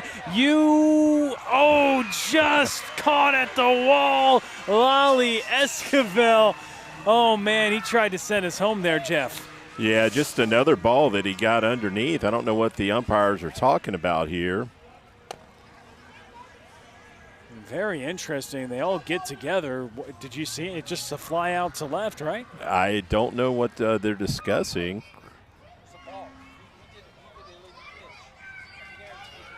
With nobody on base? Okay. Trey tells us that he thinks they called a balk, so Lale may get another swing here. He's back in the batter's box with his bat. Yeah, all signs indicate that he's going to hit again. He's getting ready to hit again. And he was inches away, feet away from ending this ball game. He gave it a ride to left. As Trey Bell predicted, 347 sign wasn't too far off that just a few innings later. However, an illegal pitch, and he gets a new chance. You don't see that every day, Jeff. That makes me wonder, though, if he does hit the ball out there, it doesn't count, does it? They had already stopped play. I got to say, I've never seen that. It's got to be the weirdest with thing. Nobody on base. I don't know that I've seen an illegal pitch called with no one on base. Okay. So, yeah, apparently Narez did not come set there, and Lale gets another chance to, if not in the game, get us a base runner. All righty. Lale Esquivel at the plate. And he fouls it away. Another huge hack right there. And let's be honest, Brewer's done a ton of homework on Lale Esquivel. We've seen the way they've pitched to him, so many breaking balls in this game. He's barely got to look at fastballs, but during this series, they've shifted him a ton in the outfield. And to think that they had him out, to know that it was an illegal pitch for not coming set, they're trying to navigate him once again. He has a new life. We'll see what he does with it here in the bottom of the 8th inning. Yeah, they're definitely playing him to pull, unlike most of our lefties. He drives this one towards right, and it is gathered out by Lucas Cantu in right field. So Lale Esquivel is retired, and there's 2 outs. I got to tell you, their positioning right there paid off big time. That's normally a double off the wall. That right fielder was playing almost in front of that 342 sign. He had a huge area to that right field line, and it's crazy how far they're shifting on our right-handed hitters. That ball is normally a double. Credit to them and their staff at Brewer. The Bears have done a great job, and you got to give some credit to Art Sonato, who on the lefties too, they've been shifting pretty dramatically, and it's paid off. It saved an extra base hit against Luke Esquivel earlier in the game when he went opposite field. So Gianni Corral representing the winning run in the bottom of the 8th, but 2 outs now here in extra innings. One swing can end it. We understand that, but Grapevine just trying to get some base runners and start something with 2 down, knowing 1 run ends it here. Yeah, we haven't managed to get a base runner in the 7th or 8th inning yet. And Gianni Corral flies it to center field. It's hauled in by Braden Squires. And we go to the 9th. Mustang Baseball live on Tradio.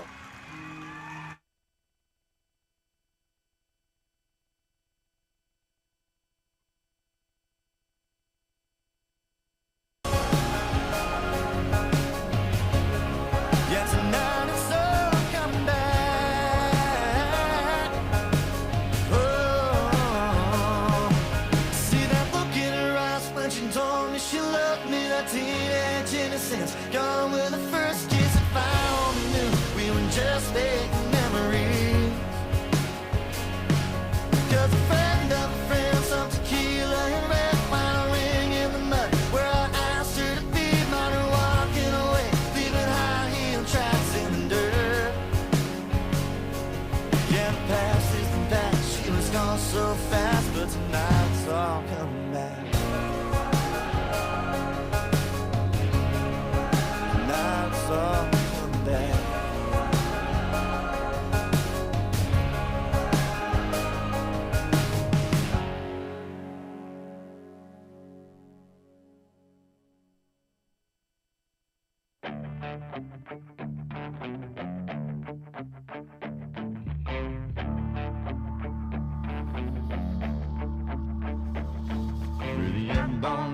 Some going down fighters, some running around mouths, whiskey on fire, ready to roll, taking off a load, muddled down nothing around a honky-tonk show.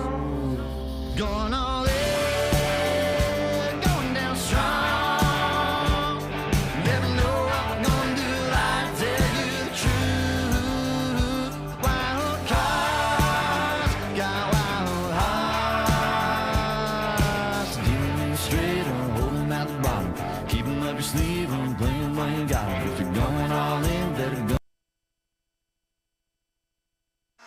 He's Jeff Knipper, I'm Will Connerly, and you're locked into a battle. 6-6 as we continue here on the top of the ninth. Brewer and Grapevine, round one, game two of the postseason. Grapevine, a chance to clinch the series tonight and move to the second round. Brewer back against the wall, and they entered into their final shot in the seventh, loaded the bases, down by 2, and the third place hitter in the order for them, Troy Griffin, 2 RBI double. That sent us to extras. Neither team scored in the 8th. And we start the 9th. Lale Esquivel still on the mound. Yeah, Lale in his third inning of work tonight. He's thrown 20 pitches coming into the inning.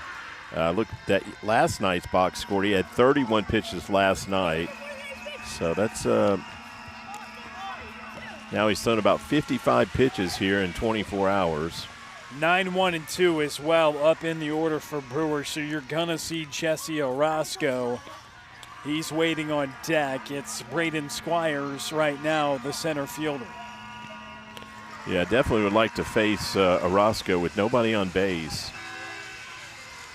Arasco, the leadoff man, doubled and scored to begin this ball game when Brewer went up 2-0. They led 2-0 and 4-2. But both times, Grapevine, when they were down by 2, tied the ball game, then became the aggressor on the scoreboard, led by 2 at 6-4.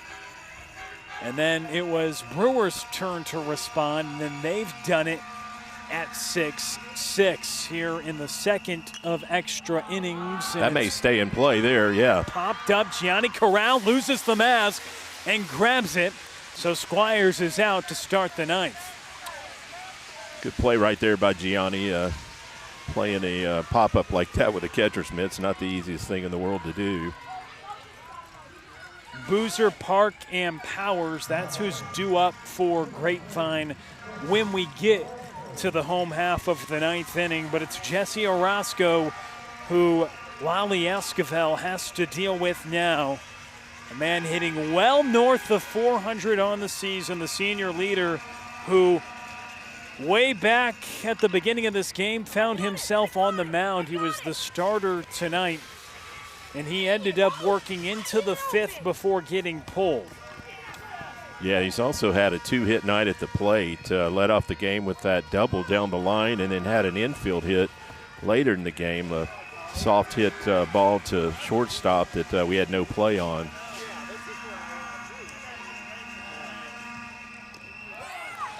Swing and a miss, and that came at a critical time as well. Infield single in that 2-run 7th inning, which allowed them to tie the ball game, which a few batters later set up the game tire. That's exactly right. Good breaking pitch right there by Lale to get the second strike. Fouled away right side. Lale's breaking balls look good. His fastball maybe looks better tonight. He's certainly bringing some energy on the hill in what has been a rare, very rare, frustrating day at the plate. He is doing some work on the hill here for Grapevine. And he rears back, and it's called strike 3. Yeah, good high fastball right there. Bit of a delayed call. I doubt Arasco agreed, but Mustangs get that second out on a strikeout. And Jesse Arasco certainly didn't agree with that call as he walks back to the dugout. And now it brings up Kyler Ferris, the shortstop, with 2 outs.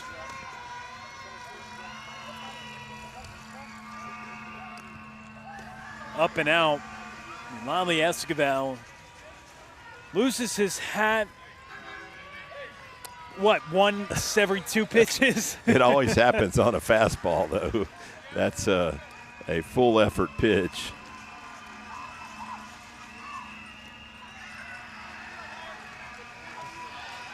Let's settle down right here. We got 2 outs. Keep them swinging.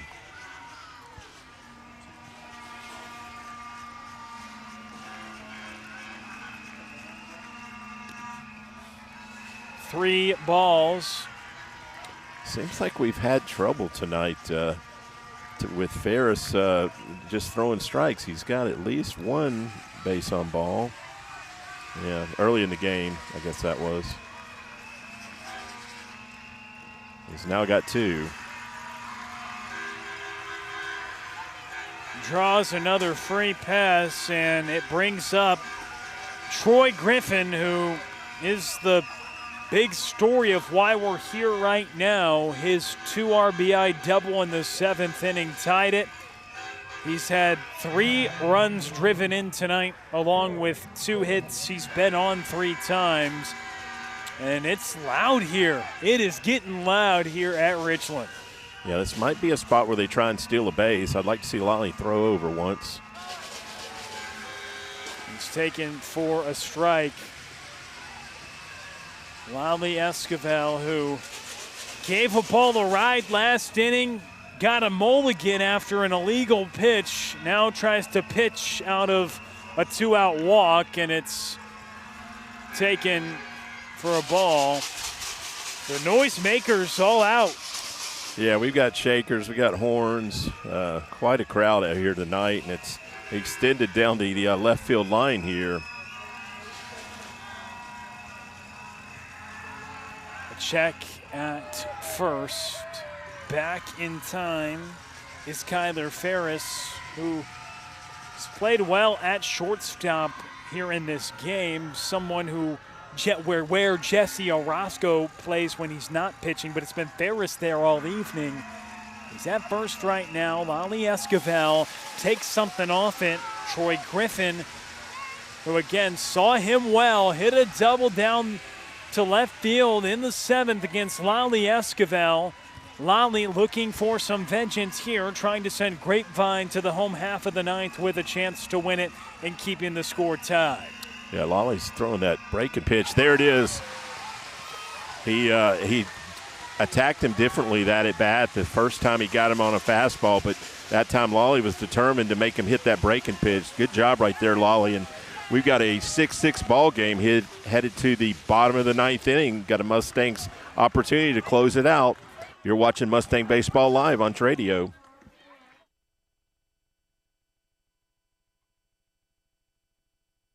Going down hard, wild card. Ribbon devil on your neck, digging up your slack, running out of town when the sky turns black. Tumbleweed ghost, rattlesnake soul. If you wanna leave, I'll go. Going all in, going down strong. Never know what I'm gonna do. I tell you the truth. Wild cards, got wild hearts. Doing it straight or hold 'em at the bottom. Keep 'em up your sleeve and play 'em when you got 'em. If you're going all in, better go down hard. Wild card. Wild card.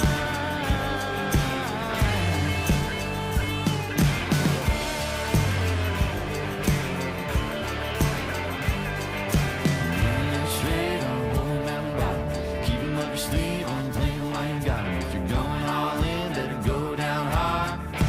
Going all in, going down.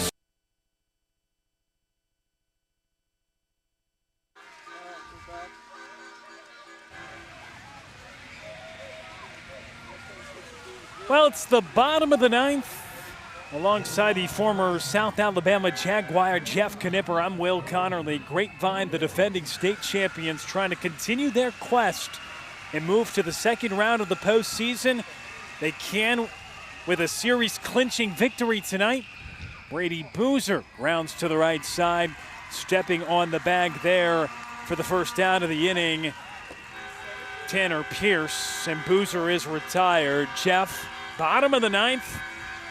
This game continuing to extras, both relievers throwing well. Yeah, Narez has really done the job for the Bears.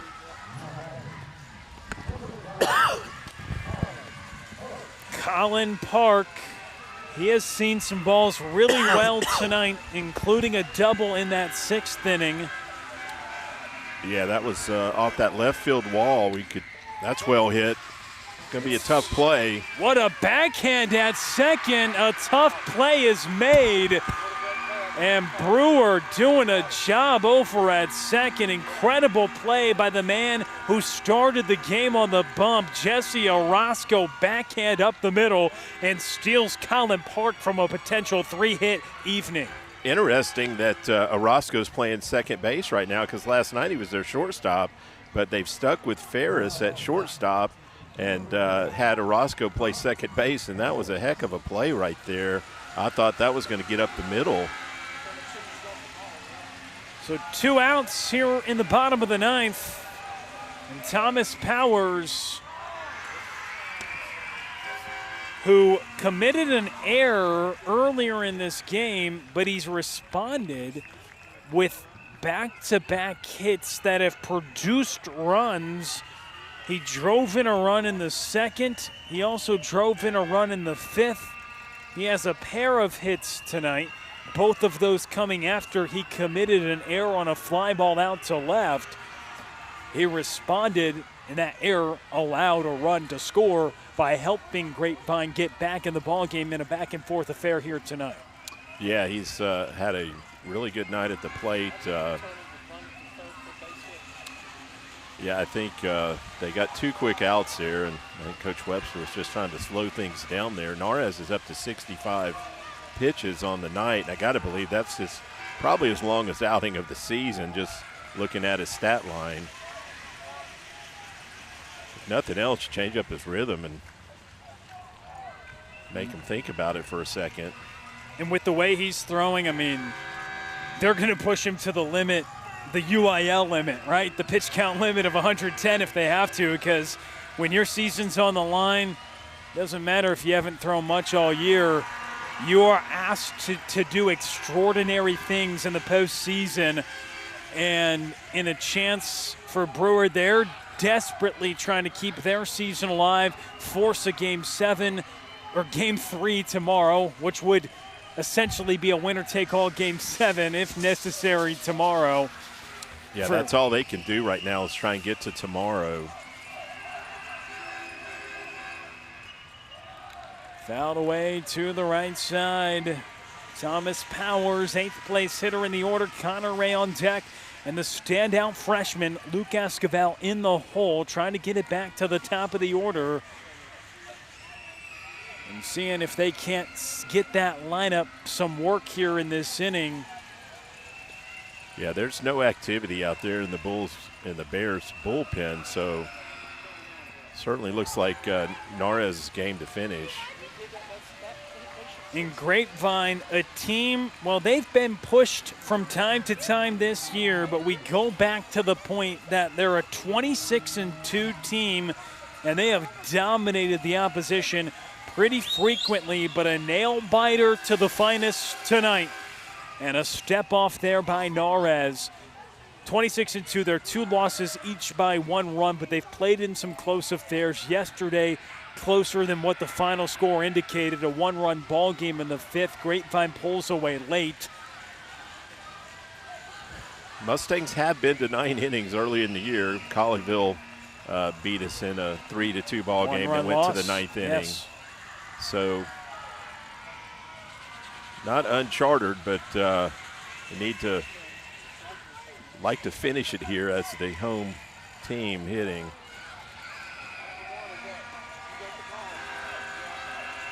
Thomas Powers at the plate. Noise being created, and that is bounced. A full count upcoming here in that 9th inning affair loss to Colleyville. Their lone district loss for the district champs in Grapevine, trying to repeat on their quest to a state championship as they did in their historic season last year. but Brewer has pushed him tonight here in the bottom of the ninth. And that is ball 4. Narez cannot believe it. Anthony Narez loses his hat, and frustrated that a close pitch, Jeff, let's be honest, right there, it's called for ball 4. Yeah, and looking in and questioning the umpire typically doesn't help you going forward. Good at bat by Thomas Powers right there to working for a walk. He got 2 quick outs, and Thomas took him to about 8 pitches right there to get a walk. And this is the guy you want at the plate. A man who hit a ball over the fence in the 4th inning to tie the ball game in an electrifying moment that knotted the score at 4. Connor Ray, the 9th place hitter in the lineup, but the sophomore that hits .342 hits like anything but a bottom of the order batter, certainly as of late for the Mustangs. And he lifts this one up towards right again, gets under it, gives it a ride toward the warning track once more, and Lucas Cantu grabs it. And we have more extra baseball on the horizon. Let's go to the 10th.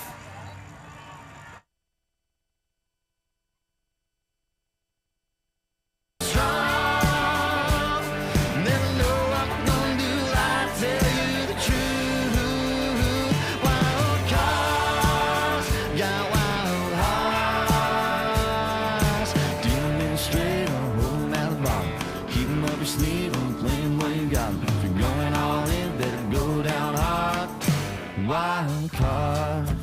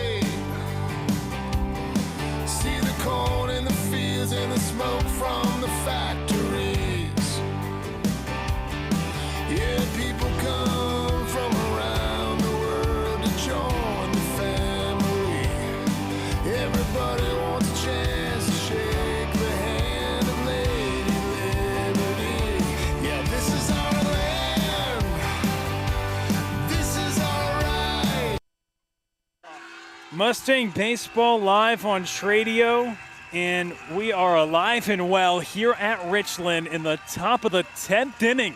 The longest ball game for the Mustangs this season. Jeff, you discussed a 9-inning affair against Colleyville earlier this season, but Grapevine, well, they're being pushed tonight here to the 10th, uncharted waters, at least for this season, as Lale Esquivel begins again out on the mound. He came in the 7th with Grapevine leading by 2, and now he's back out here in the 10th. Yeah, facing Ortiz, who left the ballpark last night, so got to be a little careful here. Hits this up the middle and has a base hit. Lucas Cantu with a base knock. He did leave the yard yesterday. Yeah, I had his last name wrong. It is Cantu. We knew what you meant, though. And Lucas Cantu leading things off, putting pressure on Lale Esquivel. And if you're just joining us, because why not join a game that's tied at 6 in the top of the 10th, we tell you that Lale Esquivel closed out yesterday's game as well. And you brought up a great point. The pitch count, something you look at, but the moments as well. He closed out a postseason game yesterday, asked to do the same today. High leverage pitches for Esquivel as that one is spiked, and it allows Lucas Cantu to get the second base go-ahead run now in scoring position. Yeah, the hitter had squared to bunt, but I don't think he was trying to bunt. I think that was a straight steal, and they picked a good pitch to run on right there, breaking pitch. I don't think Gianni would have had a play at second base, even if he had come up with it clean. Devastating breaking ball. That's just the one way to describe it, and I think for how much he throws the fastballs up in the zone at 90 to 91 miles per hour, the hard-throwing right-hander can break it off the table at a high level as well. He is bunting. I was going to say, I'm surprised he wasn't bunting that last pitch. Takes it for a strike. So now finds himself in a 2-strike count and probably will be swinging with 2 strikes. It's been an all Esquivel day on the hill. Luke Esquivel, the freshman, started the ball game, worked into the 7th. Now the junior righty Lale Esquivel trying to finish what his younger brother started, and it's a tapper out to the right side. And a 1-2 count. Yeah, this is a spot where a strikeout would again be big to keep that runner at second base. You don't often say that with a runner at second, but with nobody out, you'd like to keep him at second and not let him get to third with 1 out. Of course, right now we still need to get that 1 out. And that is grounded, stopped at second, on to first. It's in time. A great play made there at second. Will Newton, who entered into the game when Lale Esquivel came in to pitch, and he makes a great play. That was a great play. That certainly looked like a base hit up the middle. The runner at second did advance to third, but great to get that first out and try and get a strikeout here and freeze that runner at third base. So Lucas Cantu leads off the inning with a single, advances to second on a wild pitch, and then advances to third on a ground ball to the right side. So a productive at-bat, but a better play. Will Newton does an incredible job to keep it on the infield and keep the score tied, but 90 feet away is the go-ahead run for the Brewer Bears as they have their back against the wall trying to force a Game 3 tomorrow. And that is Cantu 90 feet away and up at the plate. A chance to keep going, and they do just that. Sergio Aguirre hits it out to right, and Brewer goes on top by 1. Yeah, just got a breaking pitch right there. He reached down and punched it to right field.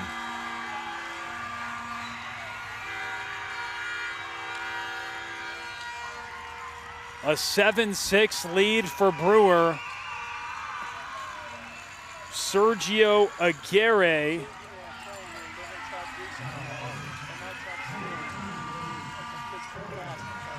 who had not had a great night at the plate, was a couple strikeouts in his first 2 trips. Pinch hit for in one instance, comes back and gets a knock, which drives in a run for them to go ahead. So we've seen a few individuals get their own personal vengeance in a way, and that is what Sergio Aguirre does right there. Yeah, I thought that was going to be a pretty good matchup for us, but, you know, he comes up big with a single to right field. Yeah, he just kind of reached down and got it. I think probably looking for curveball. Colton Clemens popped up right side, and it's a foul ball.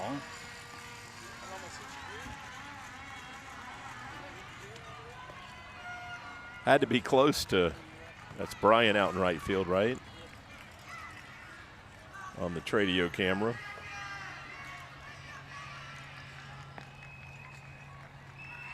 An 0-2 count to Colton Clemens. Just try and minimize the damage. Just get out of here. 7-6 is the best you can do right now. Great spot for a ground ball double play. We haven't turned a double play tonight. In fact, it's been a few games since we've gotten one, but no better spot than right now.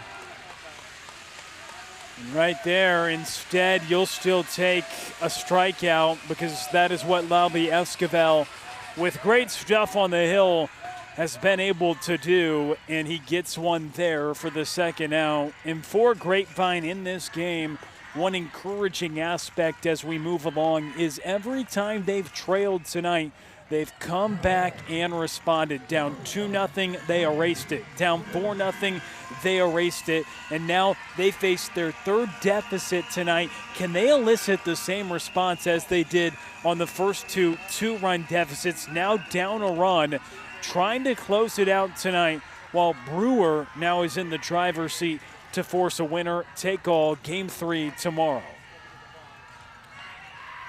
Yeah, just got to get to the bottom of the 10th inning in a one-run ball game. Good pitch.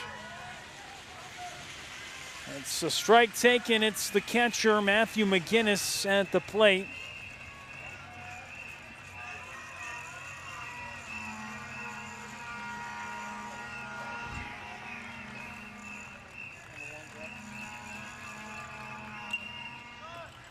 And a foul ball.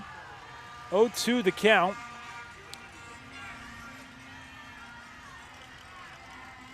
And what has been a great game. About 3.5 hours into it. Yeah, McGinnis does have one hit tonight. I was going to say, it seems like he's had some dramatic at-bats. Up and in.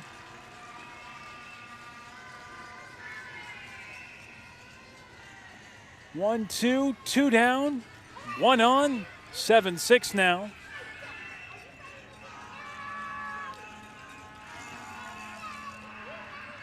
Ooh, wow, that pickoff throw almost got away from a high throw over Jarrett. One thing to note for the bottom of the 10th, Grapevine back against the wall, but they will have the top of the lineup coming to the dish. That is taken for a ball to even the count at 2-2. Yeah, I couldn't have missed by much. I'm sure McGinnis was a little nervous taking that one. Not much of a lead over at first base. Strike 3. Lale Esquivel to the curveball. Do or die time for Grapevine. If they want to close the series out tonight, they have a couple runs to answer with in the bottom of the 10th. If not, Brewer would hold on and force a Game 3 tomorrow. Find out what happens next. Grapevine tries to respond. When we come back, it's Mustang Baseball Live on Tradio. And we'll never give it up without a fight. This is our flag. Raise it up high. This is our land. Yeah, this is our right.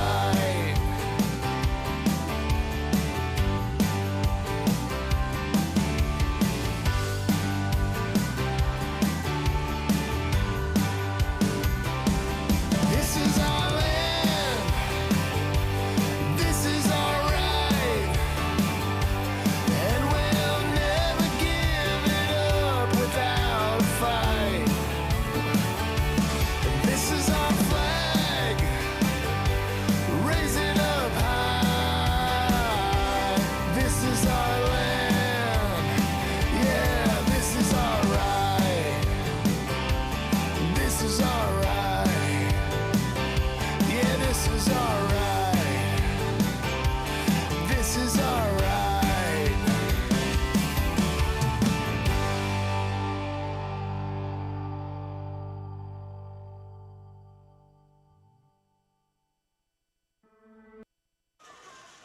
Mustang Baseball Live here on Tradio. Top of the order up, Luke Esquivel, the standout freshman, starts the bottom of the 10th. Grapevine down by a run here in round 1, game 2 of the playoffs. Brewer takes a lead last half. That's well hit. And that is struck. That's at least two. It is down. Esquivel rounding. Keep him coming. And Keep he's him coming. Keep him coming. He turns it for a triple to lead off the bottom of the 10th. That's what's going to happen when you play that far off the line. I was thinking if we can finally get one down the line, that's going to be 3 bases. So you want to do that. That's worked for you so far, but when you hit one down the line, it's going to be a triple with a guy like Luke who can get around the bases.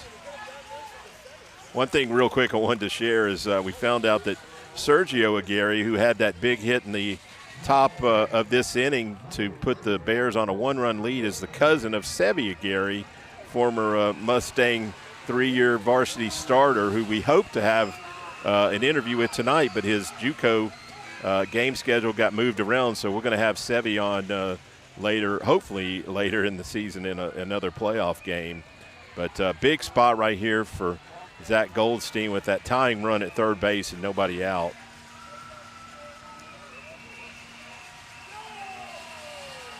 Luke Esquivel leads off the bottom of the 10th with a triple as he ropes one to right. The freshman, who already a verbal to an SEC school, his second triple here in this playoff series, Jeff. He had a triple yesterday, one today as well.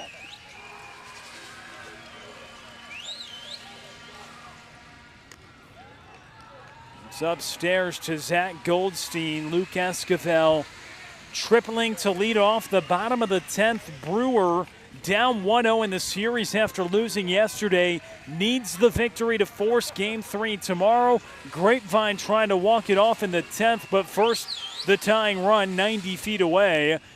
And Goldstein takes for another ball. And when you look at what this arm Anthony Norris has been asked to do, he has done an incredible job. He's been their closer this season, but he's working on what? His 5th inning of relief. He's going, this is his sixth inning. Yes, and he's been their closer this year. And he has ball 4, and he shows more frustration after that.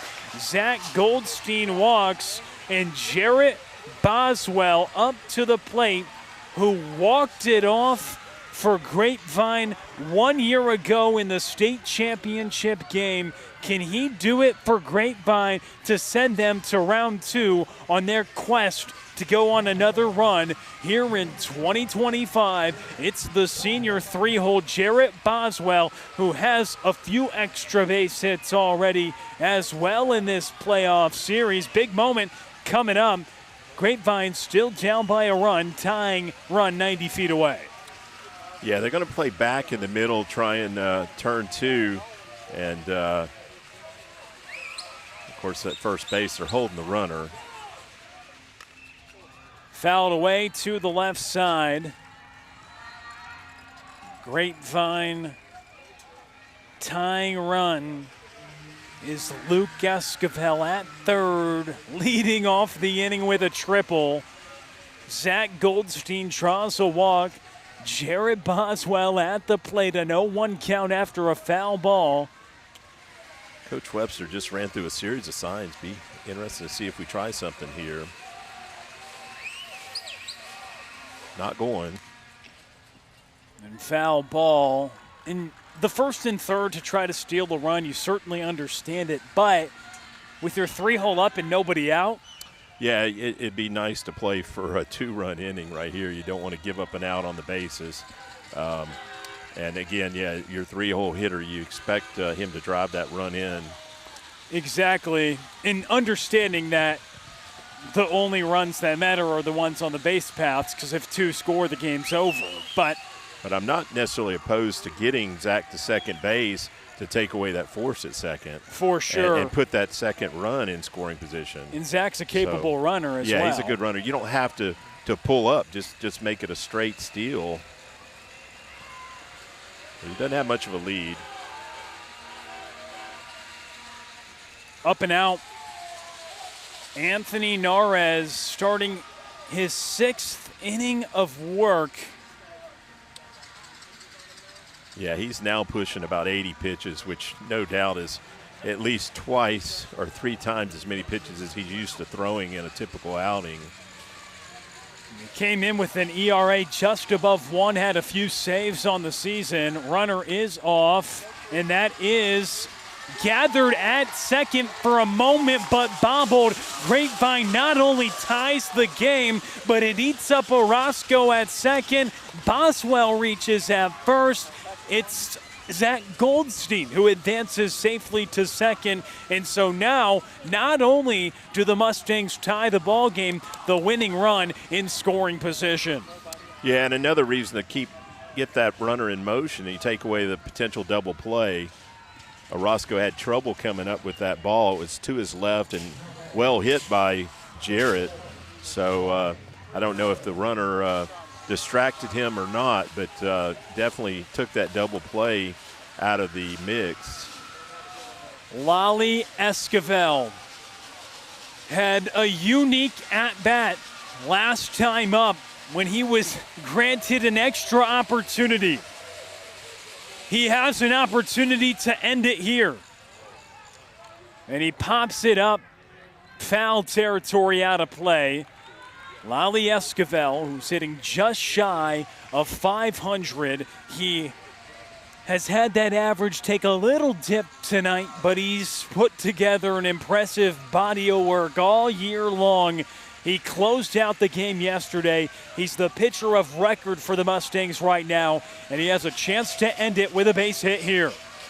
Yeah, I'd like to see him sit back a little bit longer. He was just out in front of that last pitch and is getting a steady diet of breaking pitches. So stay back, and even if you have to drive it to the right side, there's a huge – they're playing him so much to pull. There's a lot of room down that right side. Fouls it back again.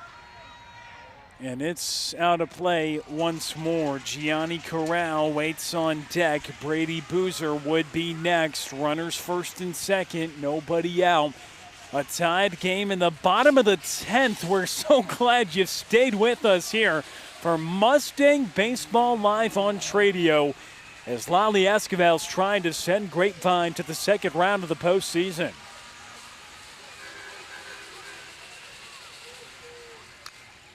He skies it towards left field. Should be gathered over at short. It is there by Ferris for the first out.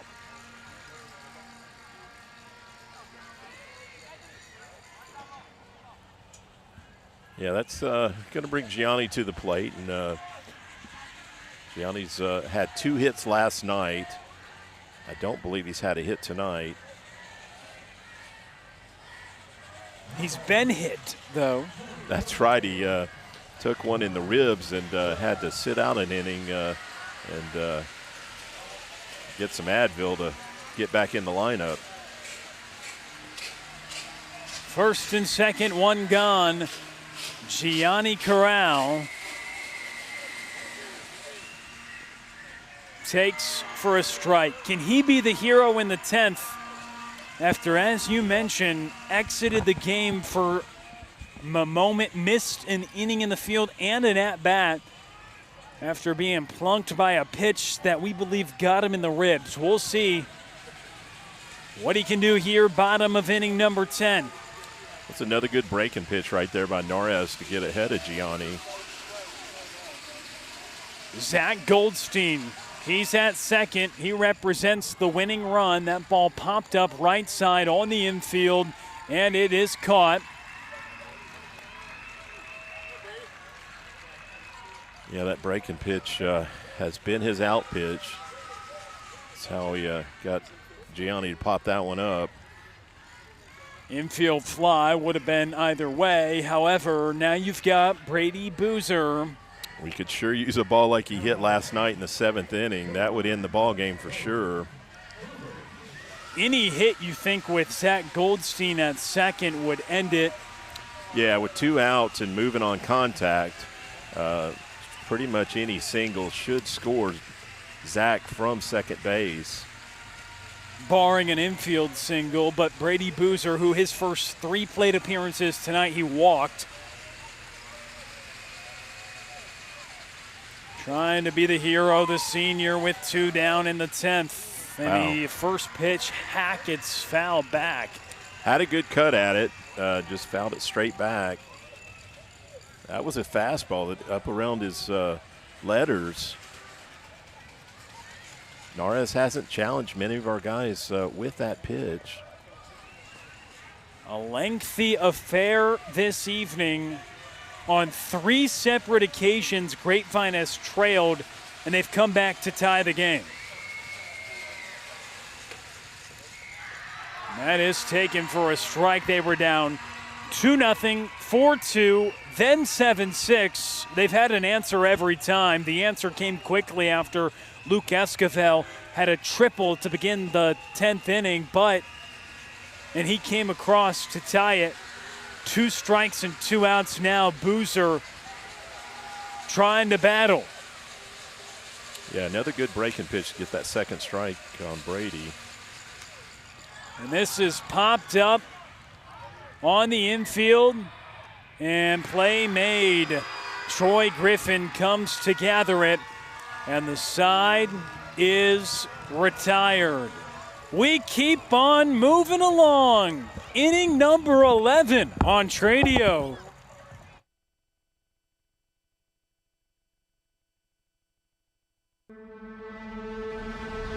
Gonna start it off right. It's about to go down. Step into the spotlight. Show them what it's all about. Don't wanna think too much about it. That's right, that's right. Don't wanna go too long without it. I throw my hands up, raise them to the sky. We keep it rocking all the time. I throw my hands up, raise them to the sky. We leave them up there all night. I throw my hands up, raise them to the sky. We keep it rocking all the time. I throw my hands up, raise them to the sky. We leave them up there all night, all night. Follow my lead, baby, yeah, I can show you the way. A little bass is all you need, babe. Let me show you how we play. Don't wanna think too much about it. That's right, that's right. Don't wanna go too long without it. Everyone's talking all about it.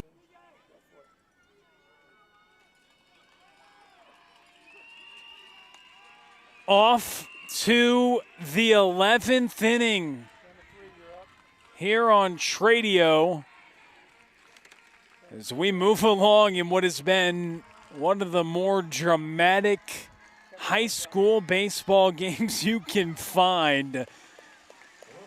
Grapevine has trailed on three separate occasions, and they've come back to answer. It's a 7-7 score as we start inning number 11. Grapevine trying to answer here tonight, and they have every single time. And now, again, they try to send this ball game to the bottom half of the 11th. No one wants to end it right now. 11 innings in, and we're knotted at 7. Brewer back against the wall, and they lead off the frame with another base runner. Yeah, both relievers are being stretched to their limit. This is Lale's 5th inning of work, and certainly a longer outing than he's used to.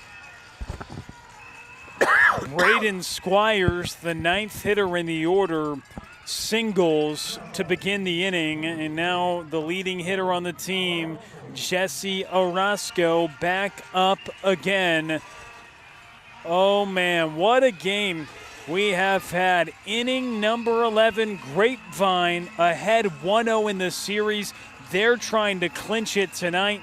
Brewer trying to force a Game 3 tomorrow, which we play a little bit longer. Tomorrow would end up being today, as it's 11:20 this evening. Yeah, we're in the fourth hour of this game, just about. Breaking ball still looking solid for Lale Esquivel. Good pitch right there. May see more of that here as Lale pitch count goes up. You never know what you're going to get when you come to the ballpark. We've got an 11-inning affair tonight, and it could be 2, 6, 4, 3, and it's not in time. They do get the out there, and they'll call an interference on the slide at second. So it is indeed a double play because the runner causing the obstruction, despite the throw not being there in time, the slide going too far, much to the disagreement of Braden Squires, but that is one way for 2 outs to be put on the board. Jeff Knipper, you have a reaction, don't you? Well, I was asking for a double play in the last inning, and I didn't think we had a chance to double up Arasco there, but obviously the umpire saw interference right there with our fielders. I don't think the coach is going to win this argument, and honestly, the Squires put up a bigger argument than the coach did. And another aspect of it, you can see from Brewer's perspective. Now, from our perspective, want your reaction from this in your chair quickly with 2 outs here. He slides, and you can't go past the bag full sliding, but with the turf being so wet, it felt like that played into the rule a little bit because obviously the rules with sliding into second, they've changed over the years, and obviously they do that for the protection of trying to turn 2 and twist it up the middle, and he gets called for that interference there. No, that's a great point. We've seen the Mustangs overslide the base unintentionally. It cost Jarrett last night an out at second base, and that turf is wet out there. It's rained a little tonight. If that is, what the umpire saw, but again, you can't make that judgment. You just have to call what you see, and the umpire can't say, oh, well, it wasn't going to be a double play. If he sees interference, he's got to call interference. The throw to first is irrelevant. Exactly, and so base running, frustrating probably on Brewer's instance because getting base runners off Lale Esquivel can be hard to come by. They've done it a few times. They've scored 3 off him, 2 in the 7th with a double to tie it, another that they had in that 9th inning, but again, a response was in store, or 10th inning, a response was in store in the bottom half again. And so now he's trying to send Grapevine to the home half of the 11th. Doesn't seem like many people have hit the showers early. All the fans still here, all in full force. Well, I'm going to tell you, there's a long line at the bathroom. I had to change my plan there. There's a strikeout. Well, there you go. Bottom of the 11th. Can Grapevine win it? We'll find out next.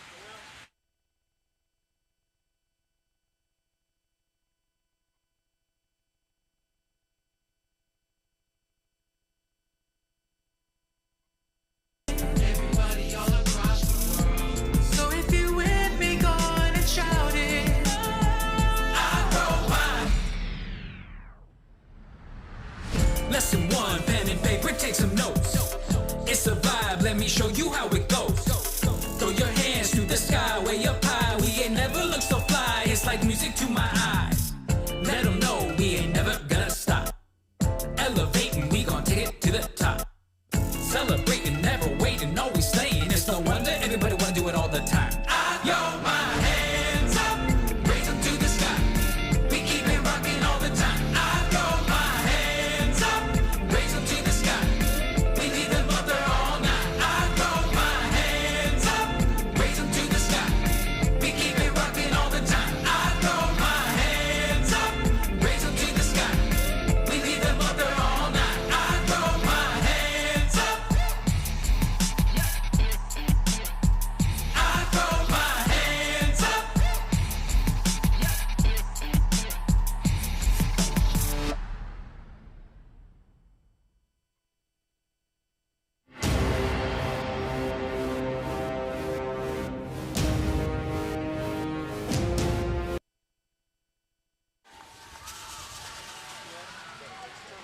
Bottom of the 11th. Jeff Knipper, Will Connerly, live on Tradio.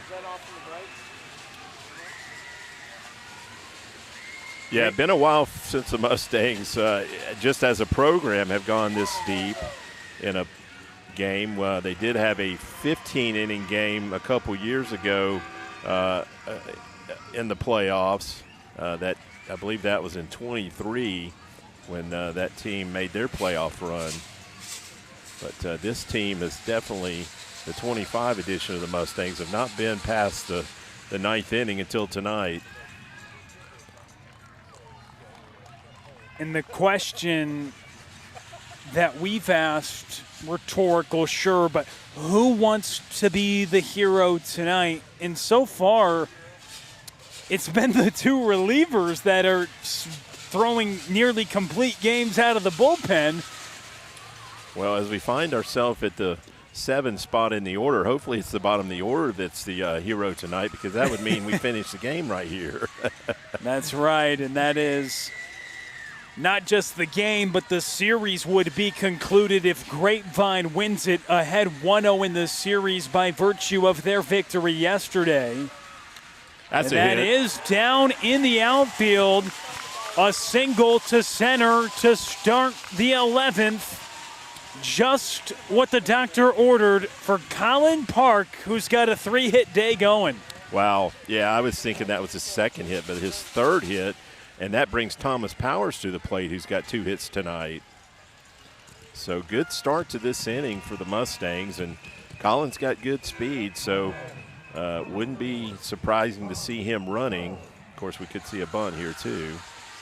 In the bottom of the order, I mean, 7 hits so far in this game, I believe, from 7, 8, and 9, including the game-tying home run from the 9-spot Connor Ray earlier in the game. Thomas Powers has a pair of hits. Colin Park, now all of them, 7, 8, and 9 have multi-hit nights. They've done the most damage, and, well, 7, 8, and 9 due up here in the 11th. Thomas Powers squaring to bunt. He pulls it back. It's a strike called. Yeah, and honestly, we've seen a lot of damage come from the bottom of the order all season. That's why the Mustangs have put up double digits so many times. They're getting production 1 through 9 in the lineup.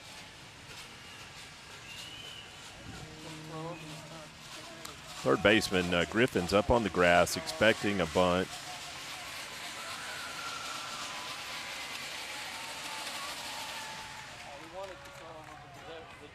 Colin Park represents the winning run at first.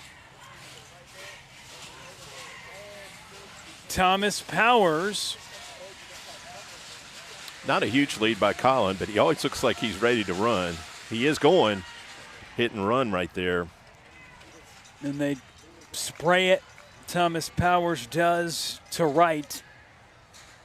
11 innings of action here this evening and counting in a lengthy back and forth affair that has seen Grapevine rally from 3 separate deficits to tie the game as Park is back safely.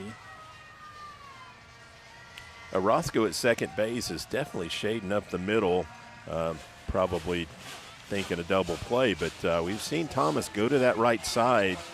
A big hole over there if he can shoot one through it. That's up and out. Rare fastball right there from Narez. So many moments in this ball game that have been crucial. Defensive miscues, clutch hits, clutch pitching. We've seen everything. Base running, blunders and interferences, an illegal pitch. I mean, we could go down the list. It's been a night to remember so far, and one of these squads is going to have a more special memory of what has been an all-out battle here at Richland between Grapevine and Brewer here in this opening round of the postseason. And the opening round of the postseason's telling you anything, it's that postseason is a battle. In both of these games, that is just one way to describe this lengthy affair here this evening.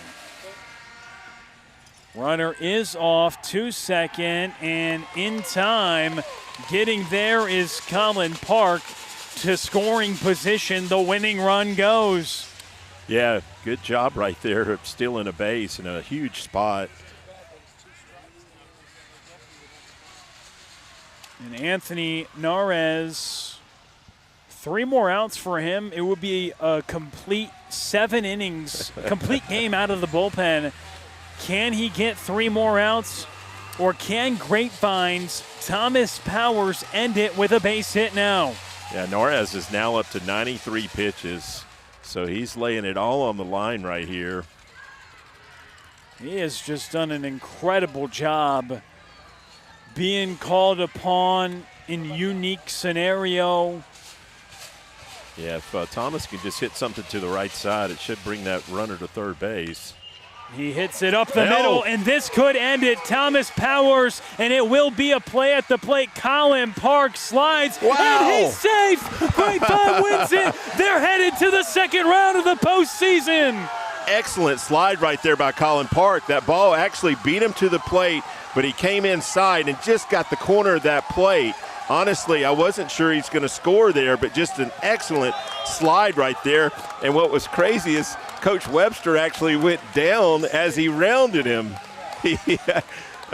So we had 2 guys sliding there, almost simultaneous.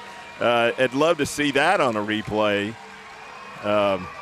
Another walk-off victory for the Mustangs, which actually this year has not been the case. Last year we saw it several times in the playoffs. And Mustangs win a wild one tonight. Just the Bears kept battling. We got to shut this down in a hurry. But, Will, just another thriller. And thanks for being out here tonight. Mustangs move on to round 2. We don't know who they play, but we know they're going to bring their best. Thanks to Jeff Knipper and Trey Bell. Thomas Powers is the hero tonight. Grapevine wins at 8-7. They're off to the second round. Thanks for watching Mustang Baseball Live on Tradio.